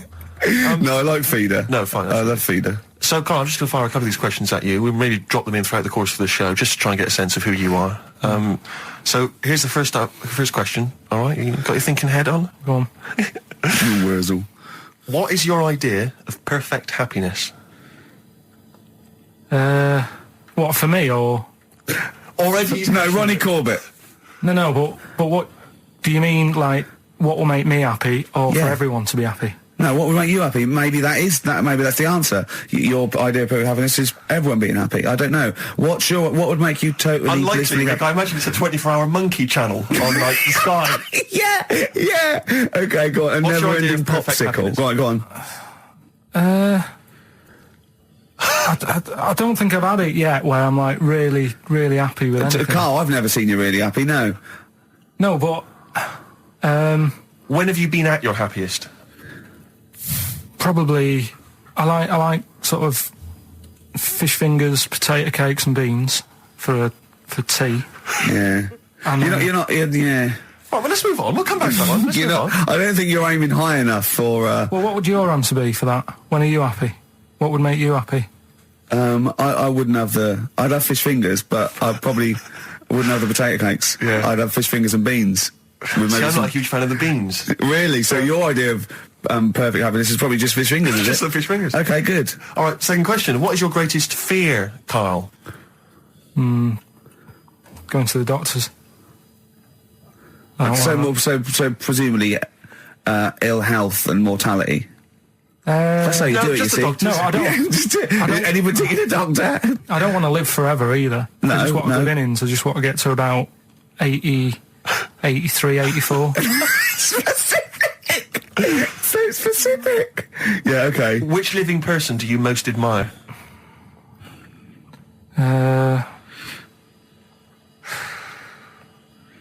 Which person throughout any time in history do you most admire? Winston Churchill's pretty good. You like Yeah, him? it's very good. He's Why? alright. Good answer. Because if it wasn't for him, we'd be talking German. I'm not that good at that. He's not that good at that. I love that even if the Nazis won, right, in 1945, and we'd be now speaking German, he still wouldn't be that good at it. Although he's not good at English, so I suppose that's true, isn't it? Yeah. All right. Well, here's the final one for now. Do you believe in capital punishment? That's not hitting Dr. Fox over the head with a stick. Depends what for, right? Go on. Oh, if it's something bad. And Well, I assume it would be. they don't kill people now for parking illegally. But what sort of thing are you talking about? What sort of punishment? Capital punishment. Yeah, I know, but what is that? What are you talking about? Well, guillotine, hanging. Hanging's a bit bad. Yeah. Can be fatal, can't it? What do you mean hanging's a bit bad? It's all bad. Why should the state kill someone? Because prisons are getting a bit busy, aren't they? Brilliant. Okay. What's the point in keeping them, people around? Well, what's the point in killing them? Just because it's like, right, that's that done. Who's next? Do you know what I mean? What can you do with someone if they're mental? Employ him on a radio show. Yeah. Right, next question. Play a record. Okay. We'll come back to the questions. What do you want? What have you got in here? Rick, I know you're a massive fan of the Thorns. Yeah, but maybe you're less familiar with the different elements of the Thorns' solo work. No, Here's a track no. from Matthew Sweet. Oh, yeah. XFM 104.9, Matthew Sweet, and a song called In My Time. Ricky Gervais, Steve Merchant, Karl Pilkington. That's great, that. Yeah, just asking Karl some of these Q&A questions. This might be my idea of perfect happiness, being in a room with Karl Pilkington. Yeah. I just watch him look around. When you're talking, he looks at you, and it's like, you know when the owners say, it's like the cat can understand what I'm saying? Yeah. It's like he's on the edge of that. He's on the edge of that. You think he can, and I know he understands the words, but I don't think he understands the full impact. Whenever you say something to him, it might be something, a revelation or something, he always picks up on the wrong side. You go, well, that's not the important bit. Do you know what I mean? He always goes... It's a bit like having a 14-year-old French exchange student. Their English is not amazing. They roughly understand you, but they're trying to piece together what you're saying. Exactly. But it's great. You see, the thing about Karl is, and don't take this the wrong way, I like him because he's stupid, in a way. No, I'm not being funny, but do you know what I mean? But even though I think he is considered stupid, some of the things he says, I think borders on I don't know what the PC term is, the retarded. Do you know what I mean, Karl? Anything in particular you're thinking of, though, Rick, when you think of... Well, he was talking to me the other day because I'm trying to write a show called Science, and he's sort of going to help me out with some of the research, and I want him to do something on the DVD for it, right? And he was talking about it, and he was talking about he says that in the future they reckon we'll be able to soon. He said they'll be able to take us into space, and it's going to cost us £150,000. He said, what's the point? There's nothing up there. He said when they went up there, right? He said when Louis Armstrong went. In 1966, right? He said it was nothing there. So there was him, a fella called Buzz. There was one and third bloke that didn't even get out of the spaceship. He said he went all that way. He didn't get out to stretch his legs. How good can it be? Forget it. That's him summing up space exploration. Don't you agree with that? What's the point in going up there? Because are we talking about the finger in the arse again here, or space? Oh, what is the point in going? Because you're expanding, human endeavour, aren't you? And the human understanding of the world and the universe. It's like, what else are we going to do as a civilization, as a people, if we're not constantly searching and and reaching out into the far distance? But there's nothing there. Then. I know some people you grew up with that haven't left their street, but that's not everyone. But what is it? What do you mean? There's nothing there? What has got to be there for it to be a worthwhile? Like, just something. I mean, to be honest, what would you be happy with finding up on the moon? A video? Just something. I don't think they looked hard enough anyway when they got there, because they seemed to get out, have a bit of a dance about, and then they came straight back. And I sort of think, did they look properly? It's not a day trip, is it? But what I mean they is... took that car out there, didn't they, and drove around a bit? Yeah, but only a little bit. What I mean is, say if an alien landed in Africa, there's not much there, so they'd go... What do you mean there's not much there? Well, it's a bit barren, isn't it? What, Africa? Just in general? Well, so anywhere like that, desert or whatever, what I'm saying is, have a good look round. Probably where all life came from, and probably 500,000 species of animals live there. Buildings and that, and stuff. Oh, buildings. Well, just stuff. Yeah. I mean, did they look properly? Or did they just land, get out, go, oh, bit dusty, whatever, right, let's go back?